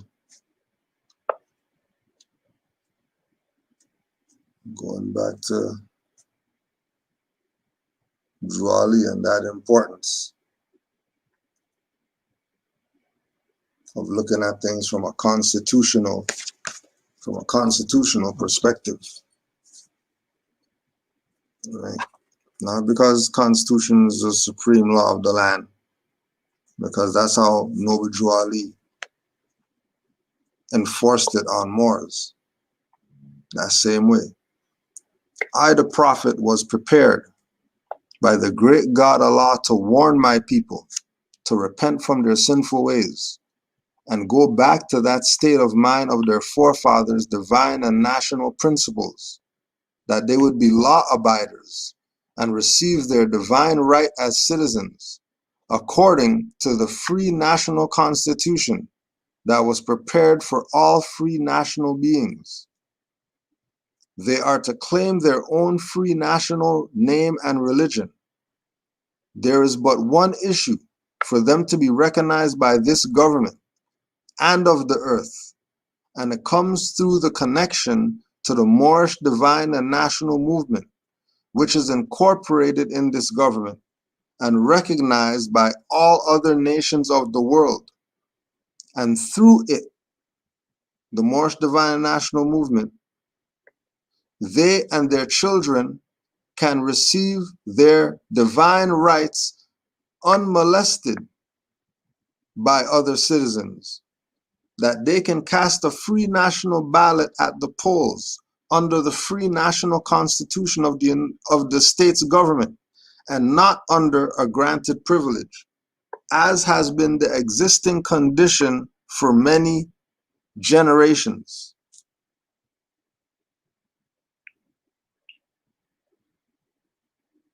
Free national ballot at the polls under the free national constitution of the state's government and not under a granted privilege. Not under a granted privilege. So when you see them shut those people, yes, when you see them shut those people down from exercising their rights, so they're gonna whatever the capital. No, they're not. They're not dealing with rights. They know those people are their property. Everybody over there had a license.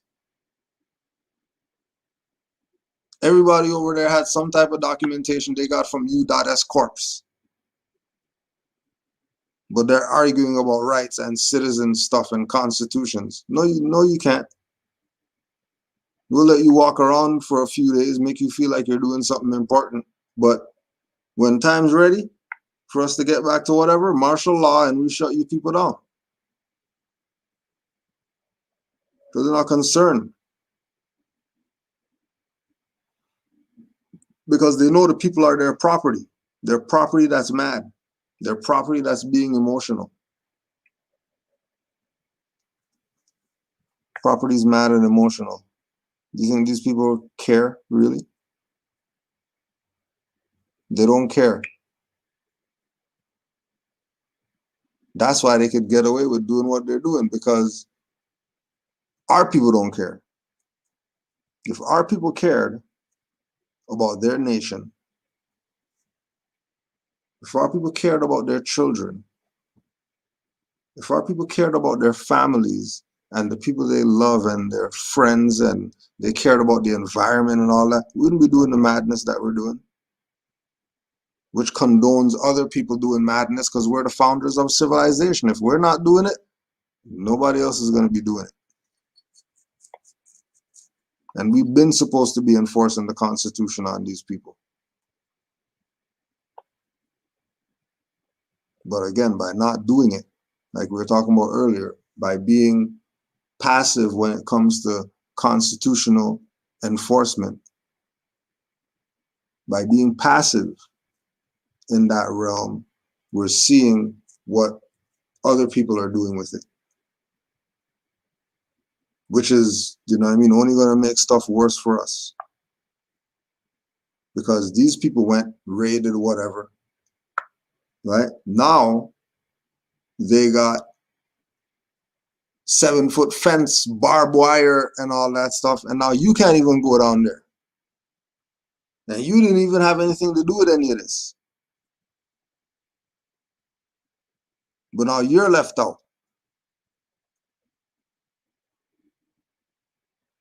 Now you can't go get something to eat because some clown out there wants to, you know, rebel rouse.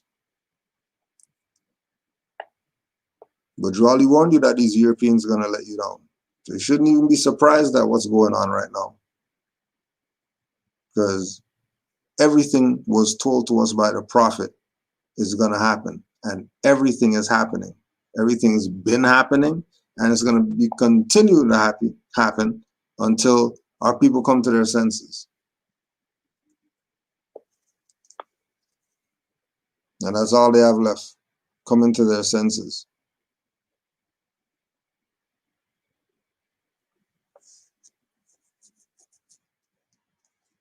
So honors to all the Moors, wherever they're at, that are and have been coming to their senses and starting to think and being themselves so they can save themselves and save whoever else wants to be saved or is interested in saving themselves. Because unity is it. There's no unity, we could chalk this stuff up, bring out the coal trucks. Because they're not even going to last till summer.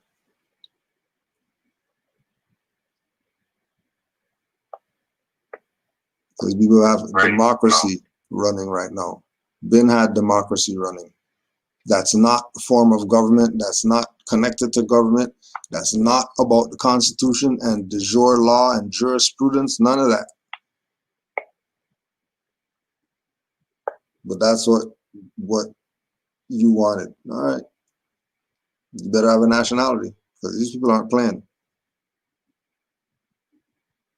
Past a little while, it's been physical and medical King Alfred plan. You have a medical King Alfred plan going on right now. There's actual every element of, from the vaccine little spots that they just made of a Walmart and made of a parking lot of whatever. Those are the camps that you're talking about. You think they're going to be doing some kidnapping camps or whatever. No, the camps are those little vaccine spots where you go to now. The camp is, this business is now closed because of COVID, and we're going to be here testing people in this parking lot that used to be full of cars with people shopping so that society could be running and all this. But society's still running and nobody's working. And you don't realize something's going on? Right. Nobody's working. How's stuff going on still? People haven't worked in a year. People haven't seen their family in a year. A year. They haven't left their house and went to their family because somebody told them there's something out there that's killing people. So they don't want to infect their family. So they haven't seen their family in a year.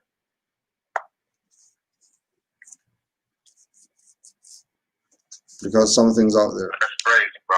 You know how crazy that is? I feel bad. No, it's crazy. I don't know. I don't know if I should feel bad, but yo, it's been about a year. I haven't went down and seen some of my family members. Yeah, bro. that's planned stuff. And it's like, that's planned stuff. Yeah. You know what I mean? But it's because for the main part, like my nephew isn't even 3 years old yet. And I didn't know. I just would hate to take that chance of risking. You know what I'm saying? Right. When you don't even have an immune system like that. You know what I mean? He's not immune to nothing. You know what I mean? Like, he's not even 3 yet. What he got immunity to? You know what I'm saying? Yeah. Like, so I don't know, bro. That's what got this whole thing crazy, bro. Like, because you want to do the right thing, right? But then you still want to see your fam. You don't want to not see your fam, but, you know, I was like, look, man, I did my part for a year, stayed out the way. I definitely got to see my fam this year, bro. Yo. You know what I'm saying? Right. That has to be. You know, I remember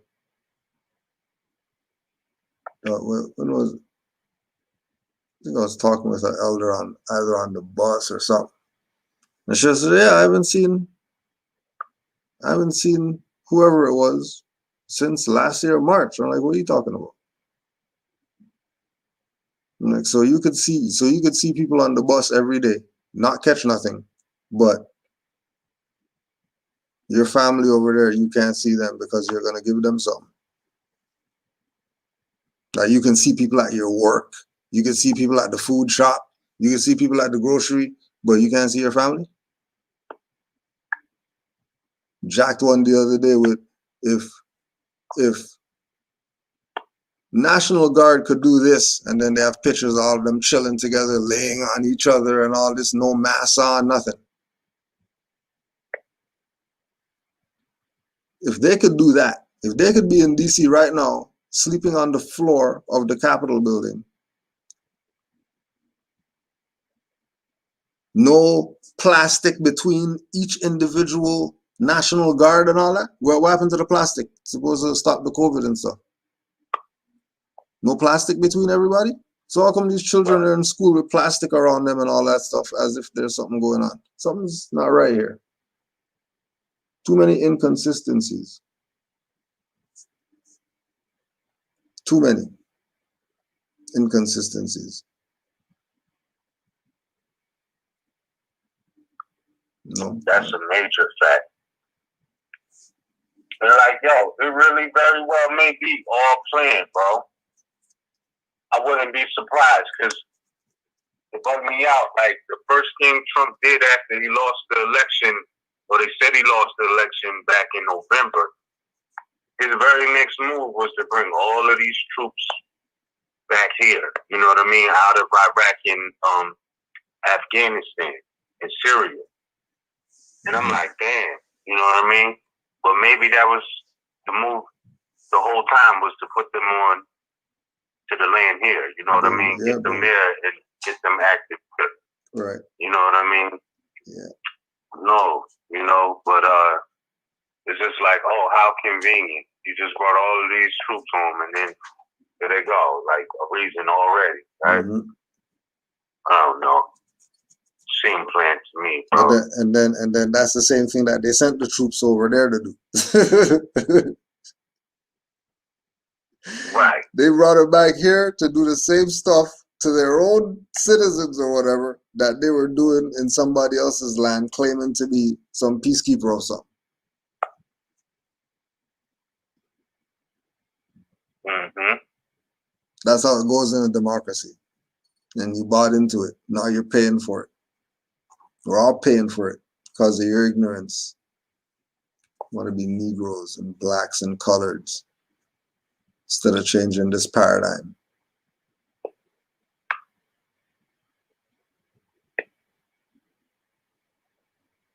That's true. It's crazy. That shit's different, bro. So I suggest anybody that's listening, if you can, if you have the means or the ability to, and if you are still in the cities, like, get out now, man. Get out of the cities. That's my message, you know, if you can. Because they are going to be testing grounds at one point or another, you know, for operations, just like they got in D.C. Lock that place down, bro. And I mean, lock down to the point, I know it's probably some brothers and sisters from D.C. listening. Or please feel free to call in to tell us what it's like. But from what I understand, you know, they had military checkpoints and all of that. Like, you couldn't even go down the street without checking it. And somebody asked, get out and go where though? And I would say, if you can, get on some land. You know, get on some land. If you can. That's why I said if you have the ability and the means, right? I know everybody doesn't. I'm just saying, if you do, what's a move? You know, I can't tell you where to be. I would just suggest that the inner cities, the major cities, let me say that, the major cities, probably not where you want to be in a time like this. You know what I mean? I could be wrong, but, you know, I don't know. I mean, it's not like I just felt like it's not like Drew Ali didn't say these soldiers walking the streets telling you move on and shit. It's not like no Drew Ali didn't say if you have people in the South, get them out and all that stuff. Right. You know what I mean? And then what happened? Nobody listened, and then Great Depression happened.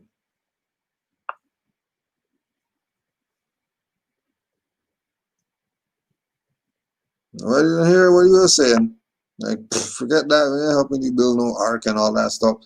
And the flood came, and people complaining.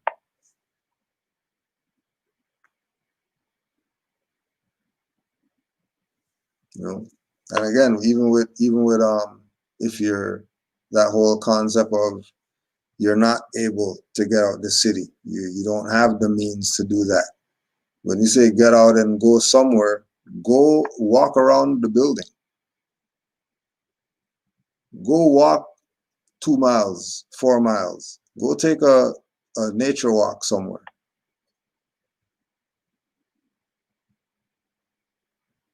Because you have a right to that. You have a right to be stuck in the house. You have a right to be able to go outside for a little bit. You're not gonna be dumb. You're not gonna be dumb with your stuff. If there's a curfew 8 o'clock. Well, I'm gonna go out here because I can or whatever. Well, then you have to do whatever you gotta do it if you go out there. Hopefully you're conscious and competent, so when you do go out there, you're not taken advantage of by these people. Mm-hmm.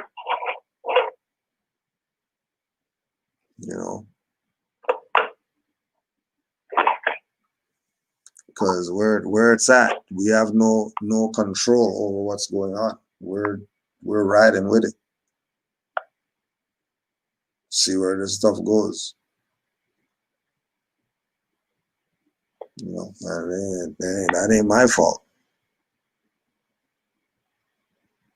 I just know that only a certain mindset will assist you right now.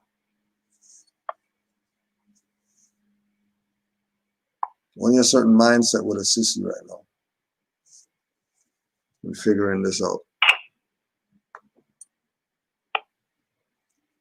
And the mindset is the Moorish mindset. Everything else is futile, waste of time.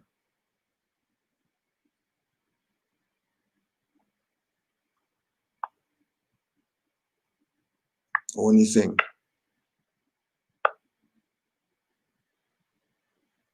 Honors to all the Moors worldwide.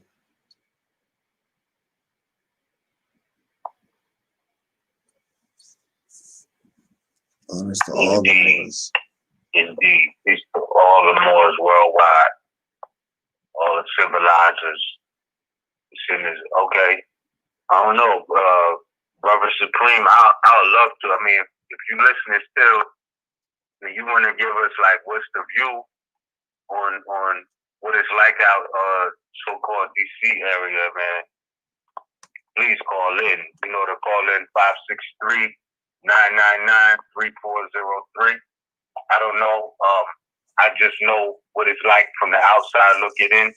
I'm not on the inside looking out when it comes to what's happening in DC. You know what I mean? So-called DC anyway. But yeah, definitely. I would love to hear from any Tim out there that want to tell us. But I mean, I can imagine. You know what I'm saying? I can imagine because it shows you the whole thing on many different occasions in real life.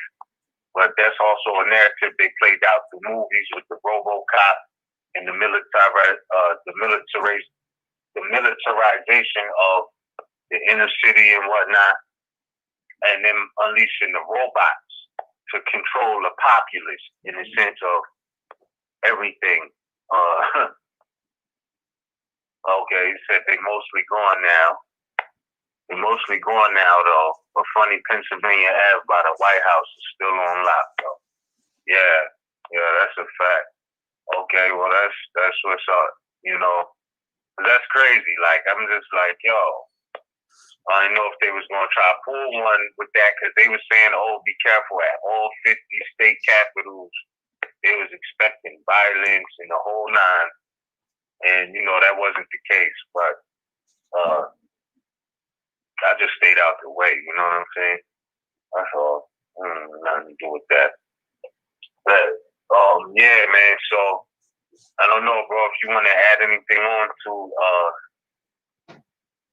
to this concept of who's the terrorist or not. I think we get the point.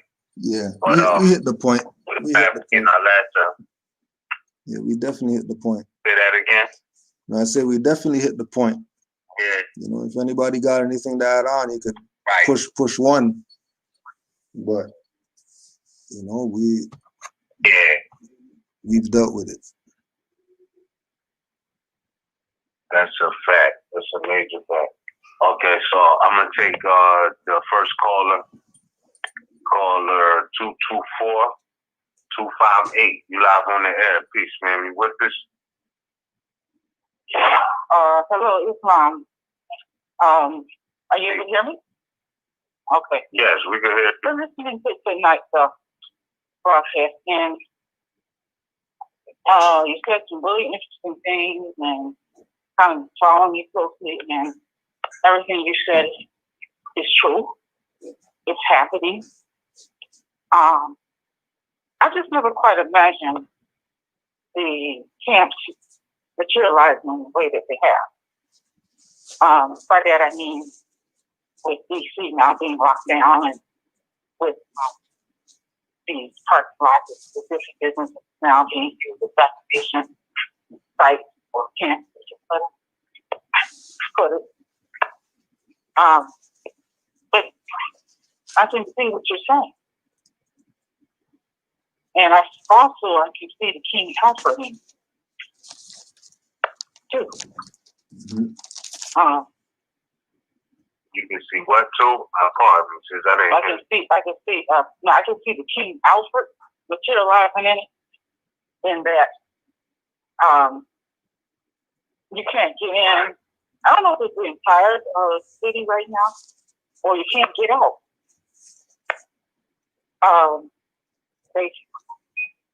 And then I listened to more when you talked about how this is right now in any of the major cities. And they even advised us before the inauguration and told us that all major cities are under, and even some local municipalities are at a state heightened alert. So that's the thing right there. Because, what's happening is no joke. Right. It's on. And I just happened to be listening to the radio today. Actually, I heard it on television. That Trump has emerged now and said he's going to start something called a Patriot Act.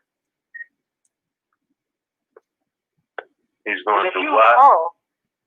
Start something called a Patriot Party. Third party. Oh, okay. Yeah. Gotcha. And if you had listened when he was talking, when he was leaving, he told you. I don't know how many people were paying because of attention. But he told you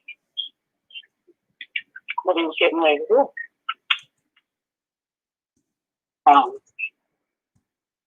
Because you basically, I'll see you later.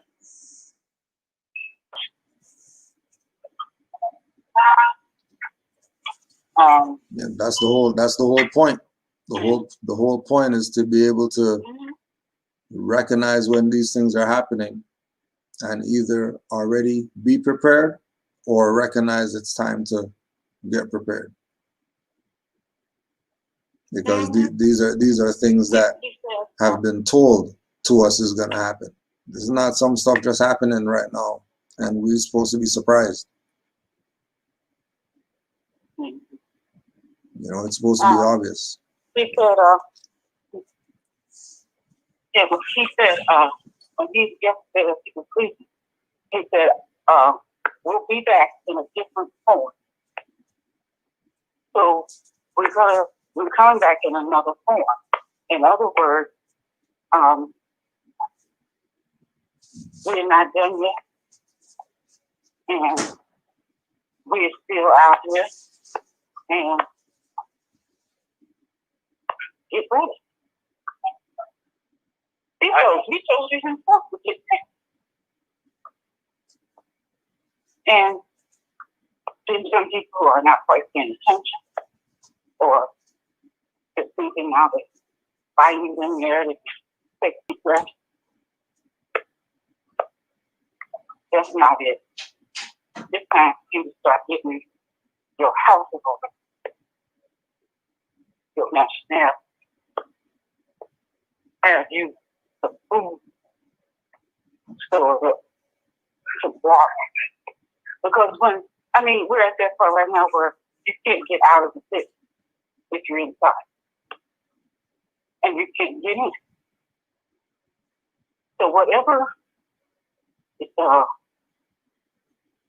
necessities or resources that you need that aren't already inside that bubble,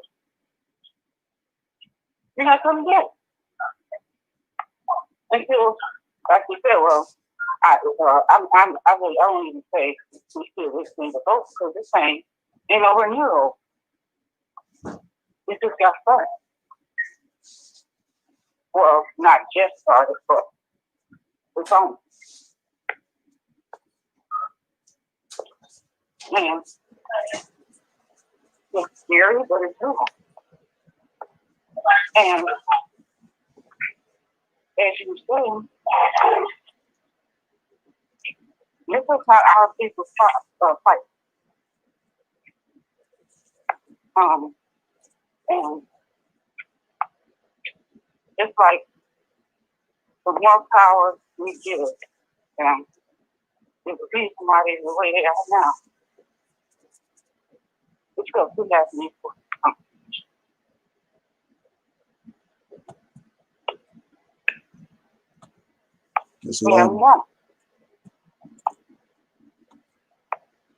So we're at that point.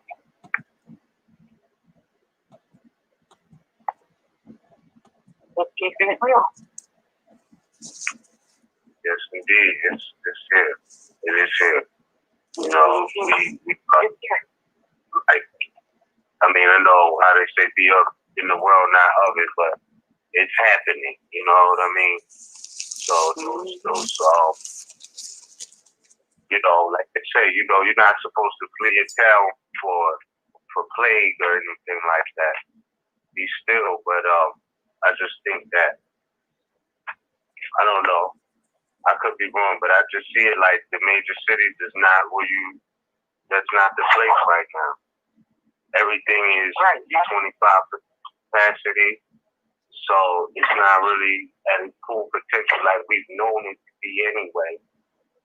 Except for if you're a member and live in that community, maybe that part of it is a home field.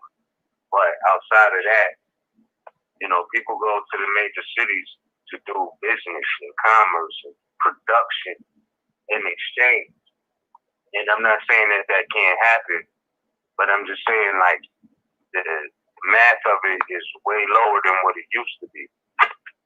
So what are you really there for? I don't know. That's just how I look at it. They can act like it's all good, but it's not at this particular point in time. For the people anyway, majority anyway, not the select few or whatever who's okay. You know what I mean? I'm just saying it's different. And they just showed you like this is. You can't get in. You couldn't get in DC and you couldn't get out. Then you couldn't get out, and they could do that basically with any major city. So. Oh yeah. And, I appreciate you bringing that up because you made me really think and really see it for what it was. Because, see, I was thinking King Alfred along the lines of Moors, just Moors being locked down and confined. But there's a whole lot of people right now besides Moors locked down. Everybody else in there is locked down. So if everyone else is locked down, melanated people is locked down just that much more. And I also heard that all federal prisons were locked down. Oh, yeah, sis, I'm glad you brought that up. I'm glad you brought that up. That was a test run, too. That was definitely a test run, too. In my opinion, I don't know what they're doing, but, they said they locked down all the federal prisons because, I don't know, like that, because of the inauguration and the riots, I don't know why they responded like that, but wasn't nobody in there out here, so what was the point of that? What was the point of that? Like, that's crazy. Mm-hmm. That is crazy. Because see, I look at it like this, because it's reached inside the government or inside the corporation. There's a major breach. A major breach in there. And what all of this showed, my fault.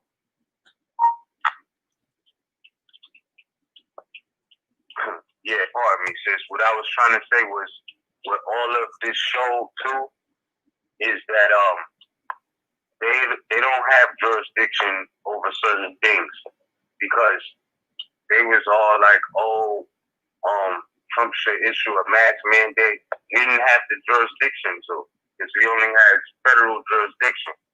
And Biden found that out quick too, because he said he ordered a mask mandate, but it's only applicable to federal property and interstate traffic.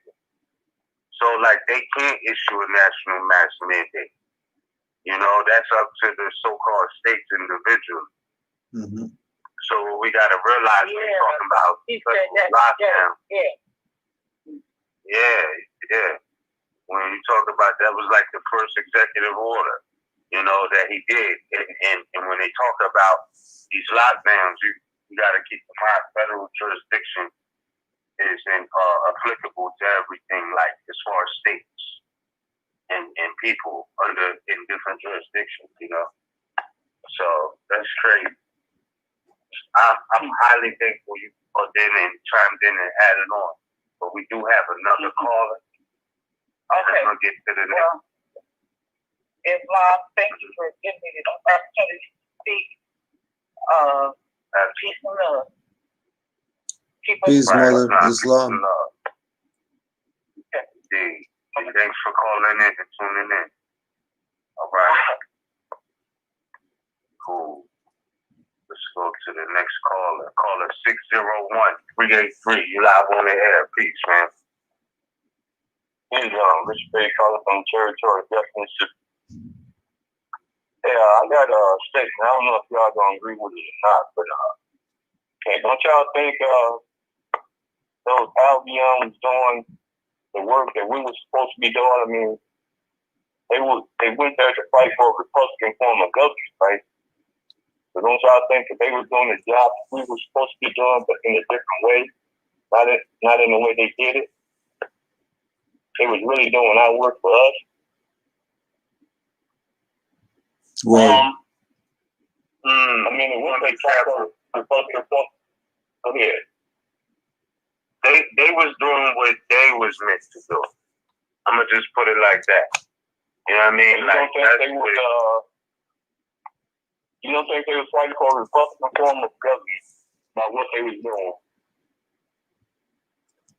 I didn't say that. I said I think they did. No. I'm asking you.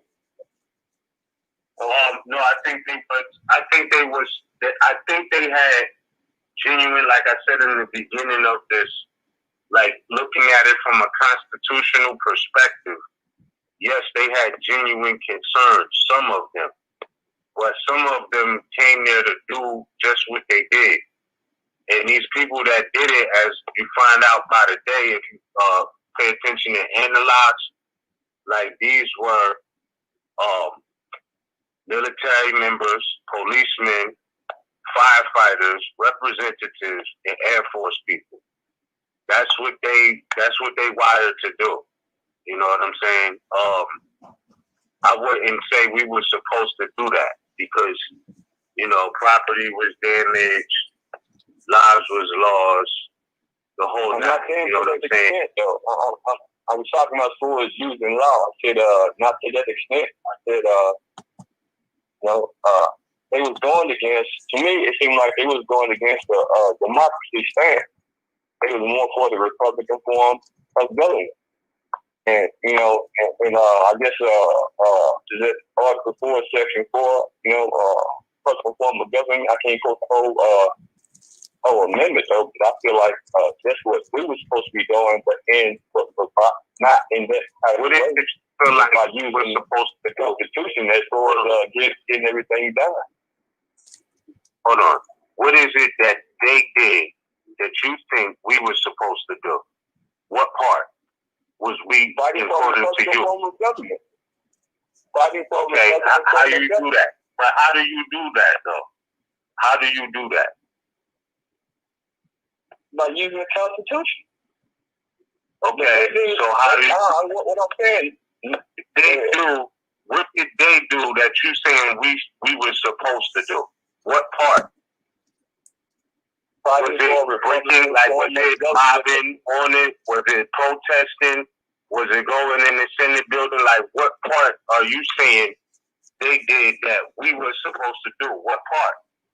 Attend the rally? Which part? Because they did mad stuff. What are you talking about?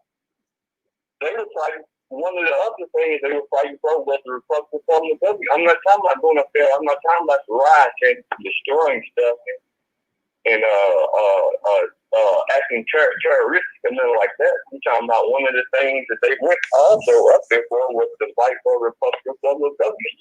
Some of them had signs, saying Republican form of government. That's something that we as more stand for, right? A Republican form of government. But we don't. Everything democracy stand for. But we don't stand for a Republican form of government because that has something to do with us. We stand for a Republican form of government because that's the venue that lets us know they're going to do what they're supposed to do. If they're right, not, right. That's what I'm saying. I think. Go ahead. Right, that's what I'm saying. I can't say it, I can't put it in the words like you just put it, but that's exactly what I'm talking about. Right. So what? In that form. Right, but what we're saying is that they weren't. Them holding a sign saying that doesn't mean that that's what they're doing. But because if they were really about doing that, it wouldn't be in that venue like that. That's not how you would bring back the Republican form, by acting like a mob. That's not how you do it. Because the Constitution will tell you how you're supposed to do it. But if they're not even going to go by the Constitution to bring back the Republican form, they're going to go mob, then obviously they're not really enforcing the Constitution, really. Which is why we're saying that. Right, them people came with zip cuffs, bro. Who has access to zip cuffs? But I'm not talking about the bad side. I'm not talking about the gift stuff. I'm not saying we're supposed to get all that. That's what I'm saying. That's what I'm saying. It's not about good or bad. It's about how you're perceiving it. You're saying they did what we were supposed to do. Was we supposed to come with zip ties? Was we supposed to be hanging from balconies? Was we supposed to be climbing up walls like monkeys? Or what part Like, are you talking about they did that we were supposed to? Because, like, we don't have access to zip ties and handcuffs. They use that for gathering flesh. You understand? Like, they package once again, chicken and stuff like that. Misunderstanding me, man. I said I was just focused on the Republican form of government. You brought up all the other stuff, and when you brought it up, I said exclude all the other stuff. We've been. All right, look, bro. Look, in specific, when we was having this conversation for like 2.5 hours before you called in, right? But you called in and you said that they did what we were supposed to do, and you still haven't identified what part of what they did are you saying we were supposed to do? Because it didn't just come out there with time saying we're there for the Republic. Yeah, but Moors do enforce. I said Republican form of government. I didn't say nothing about. I said exclude all the other stuff that they was doing, like riots and all this stuff. I didn't include that. I said exclude all that. No, but Moors are already doing that. I'm not talking about the violence. I'm not talking about the marching. I'm not talking about the rioting. I was just talking about being focused on the Republican form of government. When you say that, then when you say that, you said it as if they did something that we didn't do. And what we're saying is Moors have been doing that without choosing that way to do it. Like we have to. Right. So, you know, they didn't do nothing. We're talking about the Republic and the Constitution. Moors have been enforcing the Constitution. They didn't do nothing that Moors haven't done in that regard. But what you sound like you were saying is them getting together in a large crowd and going to the Capitol building is what we were supposed to do. But no, I'm saying that's how you sound. How you sound? I don't know how I sound like that. No, the reason why it sounds like that, right? The reason why it sounds like that is because you're relating enforcing the Constitution and them doing the activities that they're doing as relative to enforcing the Constitution. Enforcing the Constitution isn't in the actions that they did. Enforcing the Constitution is holding. No, but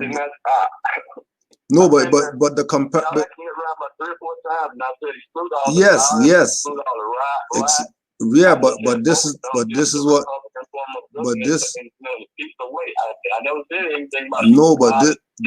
what you're saying. But what you're saying by saying that, what you're saying is they're enforcing the Constitution and Moors are not. When that's not a reality. No. I said they are really doing what we supposed to be. They were doing, but in a bad way. That's something we're supposed to be doing, but not to that extent. No, but we're doing what we're supposed to be doing as far as enforcing the Constitution. That's it. We're doing what we're supposed to be doing as enforcing the Constitution. What we were supposed to be doing then. If you're saying that they was in a bad way and all of these things, then they couldn't have been doing what we were supposed to be doing. Like, you're looking at it wrong, bro. You know what I mean? You're looking at it wrong. I mean, maybe you misunderstand me. Like I say, I'm not trying to connect the violence. You know, I know.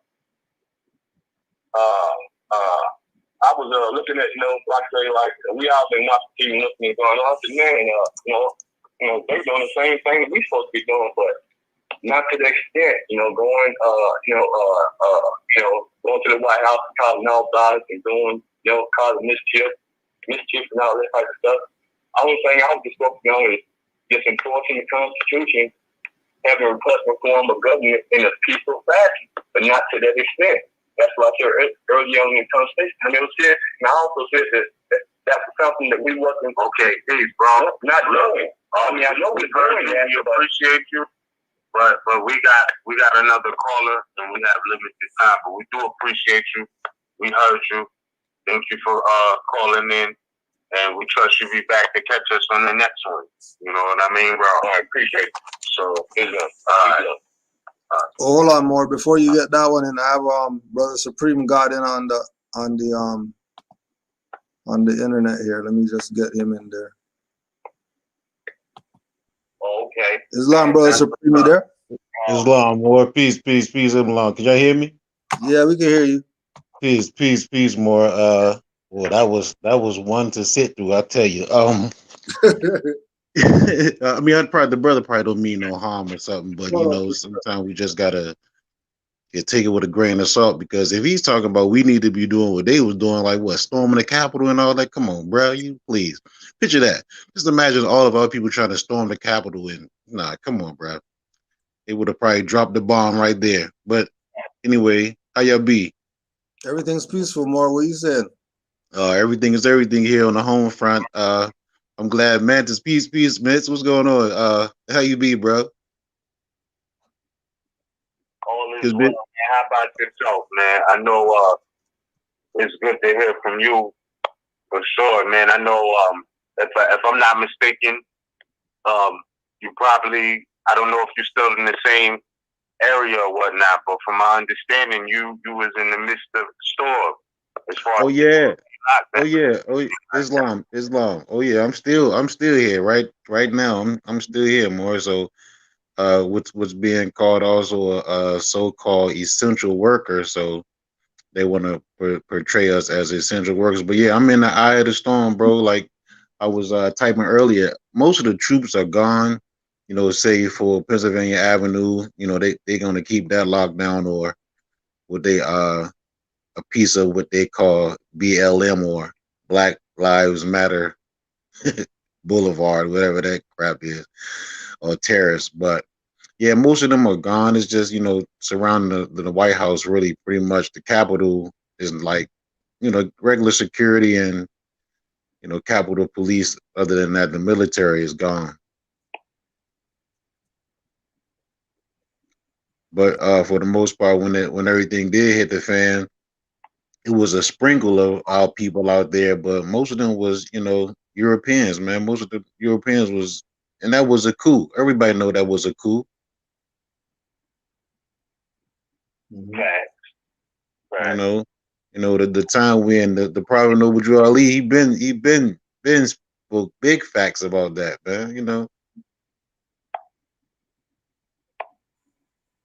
at one point in time, at a hospital that, you know, one of my sites is a hospital here on what's being called DC, or we know it as the Anacostia territory. Look that up, Anacostia, which is the indigenous name for what's being called DC in the southern part, close to the Potomac River.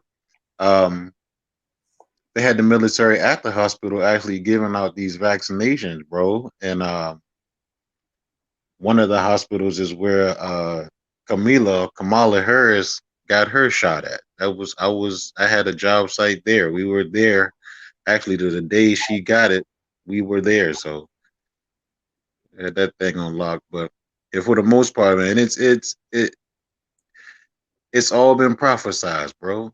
You know what I'm saying? Everything has been foretold by the prophet, and you know, we in the days and times now of that. We live in that prophecy. Real here soon, the industry is gonna fall and shut down, bro. It's gonna come to a screeching halt. So you best to be prepared. So you hit a good point earlier about leaving the city, you know. And I think the last caller, I think he had good intentions, but not going to so far as, you know, doing what they do. We doing what we're supposed to do, like Grand Sheik say. We doing what we're supposed to do, or being where we are.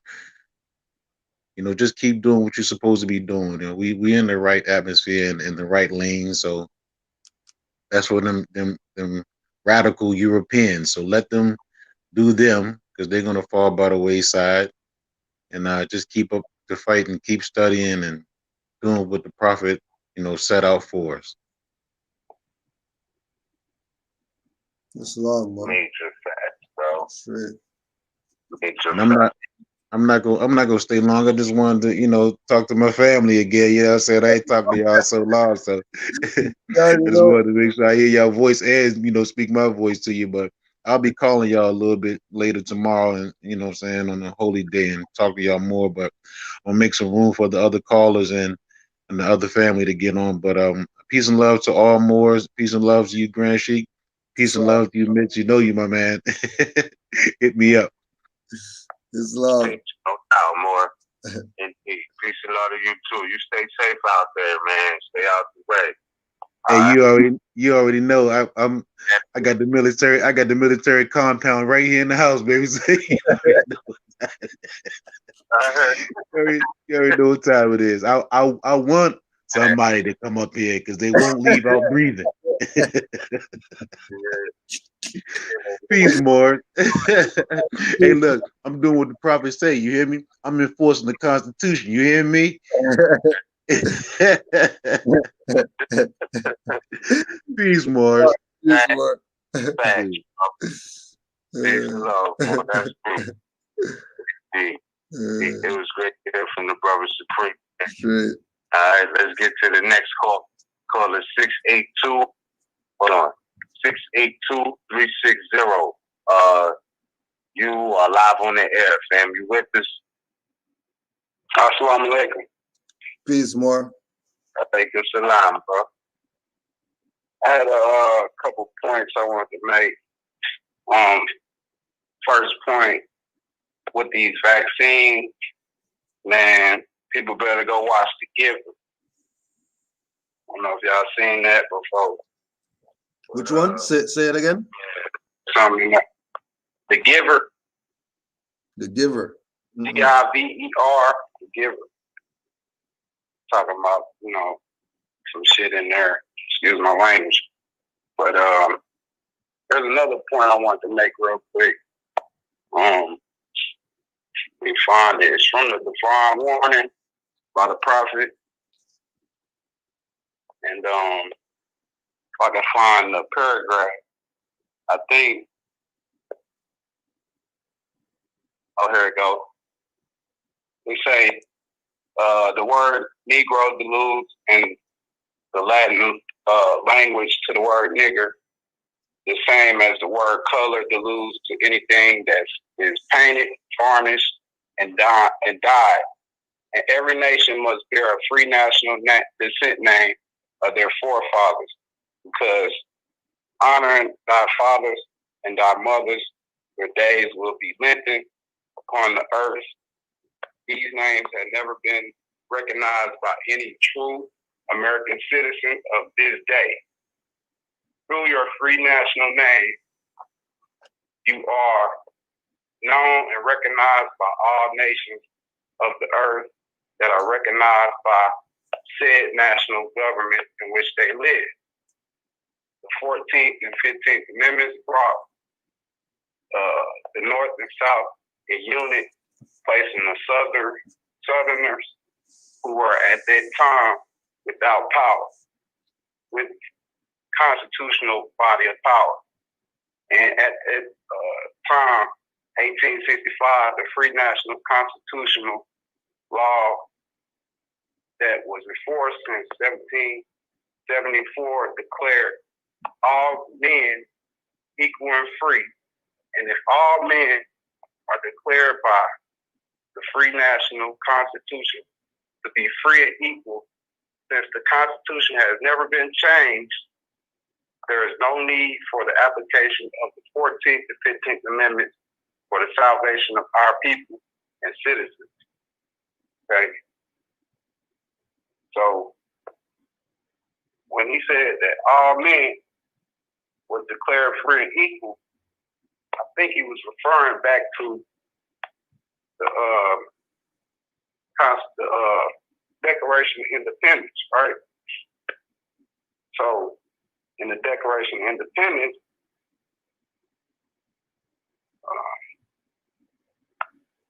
when in the course, it's the Declaration of Independence.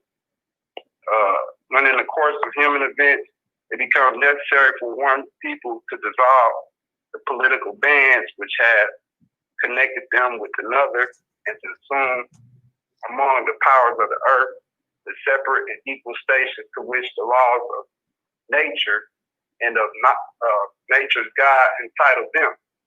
A dissent respect to the opinions of mankind requires that they should declare the causes which impel them to separation. We hold these truths to be self-evident, that all men are created equal, that they are endowed by their Creator with certain unalienable rights, that among these are life, liberty, and the pursuit of happiness. To secure these rights, government are instituted among men, deriving their power from the consent of the governed.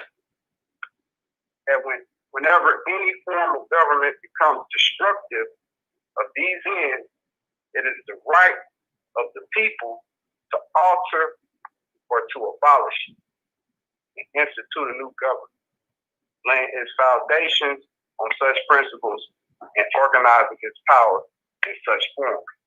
I'm gonna stop right there. Right? So, last brother that was speaking, I kind of see where his intent was, right?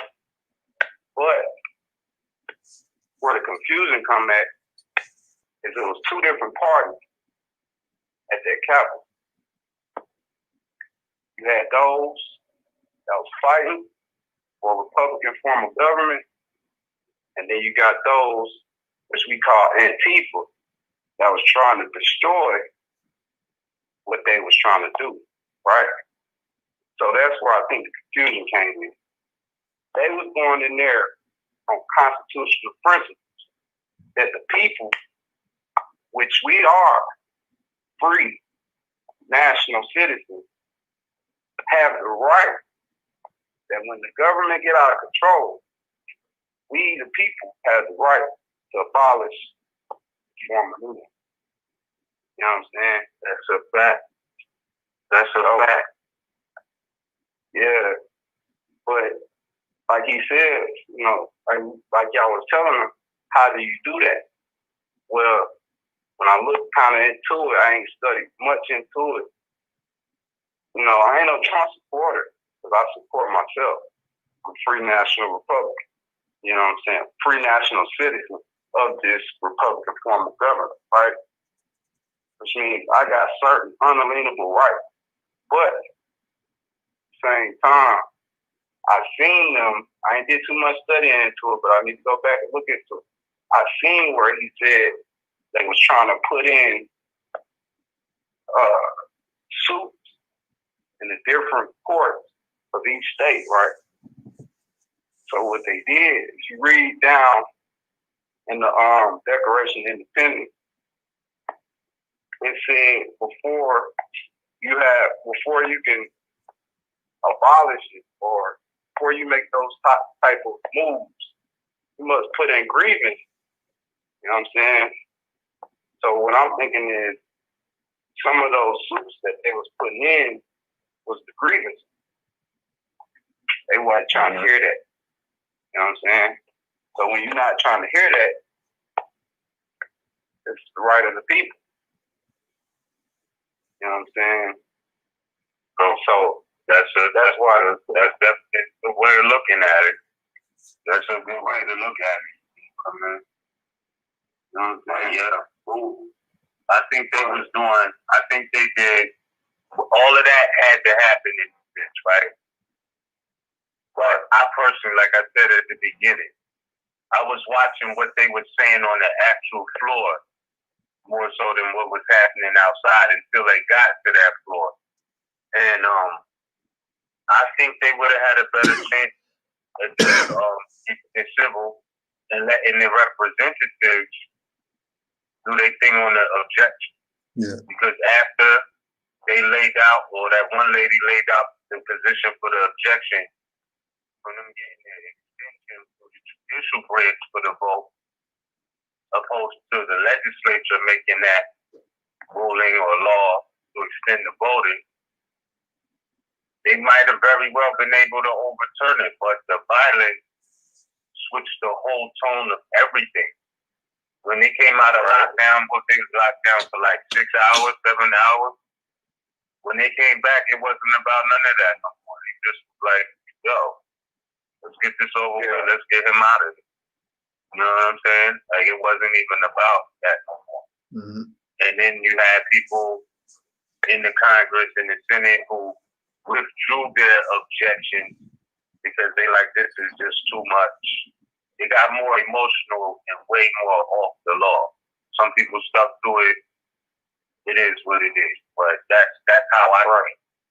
You know what I mean? Right. And you're right. They do have the right to alter, abolish. That is the right of the people. You know what I'm saying? Right. But that House floor, if we was to break it down to Republicans, Democrats, you know, the Republicans was making some constitutional points. The Democrats was making more so some emotional points. And it was like, I don't know, you know, the Constitution could have prevailed. But it didn't happen like that. It was all about the violence. Right, right. And that's where I think they jumped kind of too ahead of the gun. But what y'all are doing is real active, because y'all informing people of the law, right? So now those people, which we are those people also, you know what I'm saying? So once we realize that we got the power to really dictate how it goes, and not just under a privilege, which we think that we voting for the president, right? But really, we got the power to dictate who we want in there, right? So if we got that power and we know the law and how it works, we can kind of work it out in our favor, right? This is me thinking, right? But I think back to what Nova Ali said when he said the nationality card was going to change on your pocket, right? That USA citizen might be on there. But don't get it twisted, we fighting for our nation. But to do that, we gotta play the game. You know what I'm saying? Yeah, learn the law. Exactly. So we can play the game. And that's right. And that's exactly why, like, I don't ever see us having complete unity, because some people aren't playing games. You know what I'm saying? Mm-hmm. And then others feel like, you know what I mean? It's like it's basically people to come down and take in the red pill or the blue pill at this particular point. And it's like, they don't want no hybrid. It's either going to be one or the other. Like, you know, and I say that from the Matrix point of view. Like, the Matrix, red pill, blue pill, like, it's either one or the other. You know what I'm saying? It's no more. You can't serve two masters. That has been one of the problems. You know what I'm saying? Right. That has been one of the problems. But pay attention, like I'm paying attention to what's happening. Because people say, well, like somebody said in the chat, who cares what they doing? Yo, this is the most critical time in politics. You better be paying attention, man. If you wasn't paying attention these past 3 months, you know, if never again in your life, if you didn't pay attention to what just happened these past 3 months, I don't know what you was into. I'm not knocking you, but you know what I mean? It's still some walking dead. You know what I mean? And I'm not saying any one specific person. I'm just saying it's the truth. Some people don't have a clue, nor do they care about anything that's going on. I get that too. You know what I'm saying? At the same time, we're not supposed to be unaware, especially in times like this, because some of our people really think it's sweet right now, and it's not. You know what I'm saying? Like, we don't have to be under their jurisdiction to experience what society is experiencing at this time. Like, no matter what's going on, what jurisdiction you belong to, you know what I'm saying? They're asking you to wear a mask no matter where you go. Like, this is something we see happening, but it's a reason why. They're saying that the society, the planet, not just me, you, where we at, they're alleging or saying that the planet is in a pandemic. Politics is at an all-time high, or just was. I'm tapped in, that's all I'm saying. You know, right. Yeah, that's all. I get what you're saying. Yeah. But it's just like this money. You know what I'm saying? It's not a game. But you got to play. You know what I'm saying? Because it's a free national republic behind the administrative law, right? That still stands. And if you don't enforce it, you don't fight for it, it's going to be gone. And they're going to hear this word all the time. Our democracy. They trying to push that. You can see that they trying to push that. And before we know it, we sit back too long, and guess what? Brother's going to be gone. Gonna be gone. We'll be in a democracy. Yeah. I mean, it's affecting us, no matter if we like it or not. You know what I'm saying? It's affecting us in a way. You know what I'm saying? So, and I think, don't think he realized that. Yeah. And you gotta keep in mind too, don't think that it's not real. Like, it's real European patriots, you know what I'm saying, who never would have ever imagined, you know what I mean, a woman of some sort of Asiatic descent being the president of the Senate, or AKA the vice president. You know what I'm saying? Like, so the hate is real in the air, right? They only won 2 days in. You know, watch how they did. Remember how they did Obama? How they did Michelle? Michelle Obama. You know, the crazy news headlines. All of that is coming. You know it. You know what I mean? They're going to scrutinize everything. So the hate is real on all sides. You know what I'm saying? It's a real thing. They turned up when Obama was in office. You know what I mean? And then nobody really do nothing. Like, no justice then, even under Obama's administration. So, you know, I'm just saying, just know the time, know the vibe. That's all. Right. I get you. Yeah. Let me say this one last thing before we close out. In the Constitution, it breaks down the legislative, judicial, and executive branch.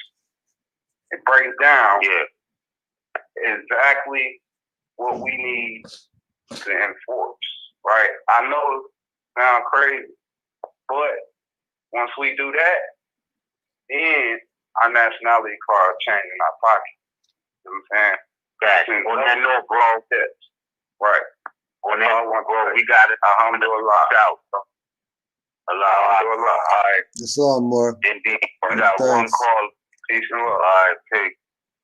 Indeed. All right, I just want to get this last caller in before we transition out, bro. Right. Okay, we lost one. Okay, caller 804-921. We top on the air. Peace, man. You with us? Yes, sir. Just for the dad.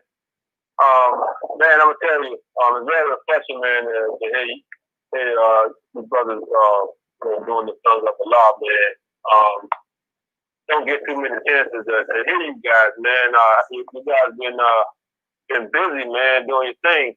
I just want to tell y'all that I really appreciate it, being able to, just from that standpoint, hear that actual camaraderie that is kind of missing from us right now. I did want to share, man. Like I said, I know you said something, Brother Moore. You said something about, you know, the last 3 months, you know, not being in tune.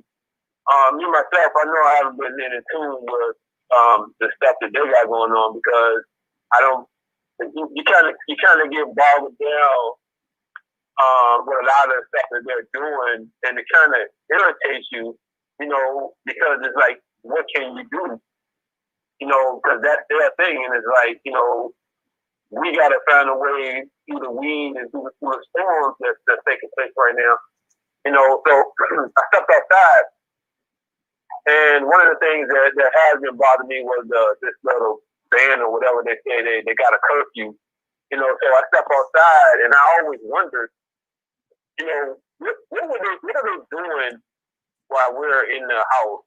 You know, having us on so-called this ban or whatever. You know, I don't really come outside, you know, after a certain hour anyway, but I just stepped outside and I seen this big chemtrail, you know, and I can literally see the stuff still floating in the air. Mm-hmm. You know what I mean? It's like, you know, are you spraying the stuff in the air while we sleep?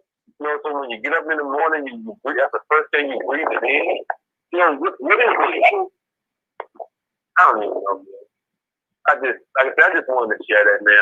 I'm just saying it's refreshing to hear you brothers on the call, man. That's what I'm Islam. It's refreshing to get callers calling in. Because it's all energy transfer. It's all holy covenant. You know, we ride for each other. We energize each other. You know? Yeah. And that's all I had, man. Like I said, I've just been sitting back like, man, while y'all was talking, like you said, energy, I went to bust this stuff on my fish tank, and I touched the top, man, and I don't know what the heck, but as soon as I touched it, like, it shocked me. I was like, man, what the heck is going on? But, I mean, I just feel like the whole point, like I said, is when I stepped outside, I said, let me hit one, because the first thing I saw was a chemtrail in the sky, and I was like, man, what the heck is they doing? Yeah. You know, they doing something, and it's like you said, we got to get ready. Man, that's what I had to say, man. Like I said, it was refreshing to hear you brothers on the call. Likewise, Noble. Yeah. Thank you much, bro. Islam. We appreciate you, fam. Indeed. Give much thanks. All right. That being said, Brother Cujo, that was our last caller. Islam. We got about 2 minutes left. Islam, indeed. That kind of went fast, bro. Went fast. That 3 hours. That 3 hours went fast. Yeah, for sure. So we'll be back next month. Next month. To go in again. Yeah, I know. It's not as far away as it seems. You know what I mean? Like, things are flowing, you know. Flowing. But yeah, you know, and we might do something even sooner. We don't know, but I do know, according to the calendar, we are scheduled to do another Sons of Allah, February 18th, Gregorian 2021 calendar. And man, this was good, bro. To talk about this, and yeah, I'm sure we'll be dealing with much more subjects. But the past 3 months, this was a very critical, pivotal, historical, constitutional time to analyze. You know, like they say, everything ain't always in the book. The book is actually happening, and you in it. Exactly. You know what I'm saying? Yeah. That's kind of what those times were. Like, that's a fact. Straight. You know. So with that, I'm gonna say peace to you, more peace to Canaanland, more, because I know we only got a minute left. Yeah. And y'all tune back in for MHHS Eyes Wide Open, etc. Canaanland Moore's YouTube channel 2, Canaanland Moore's 2, Memphis Views 29, and we out, fam. Peace. Appreciate y'all. Peace and love. One. Thank you for using Blog Talk Radio. Goodbye.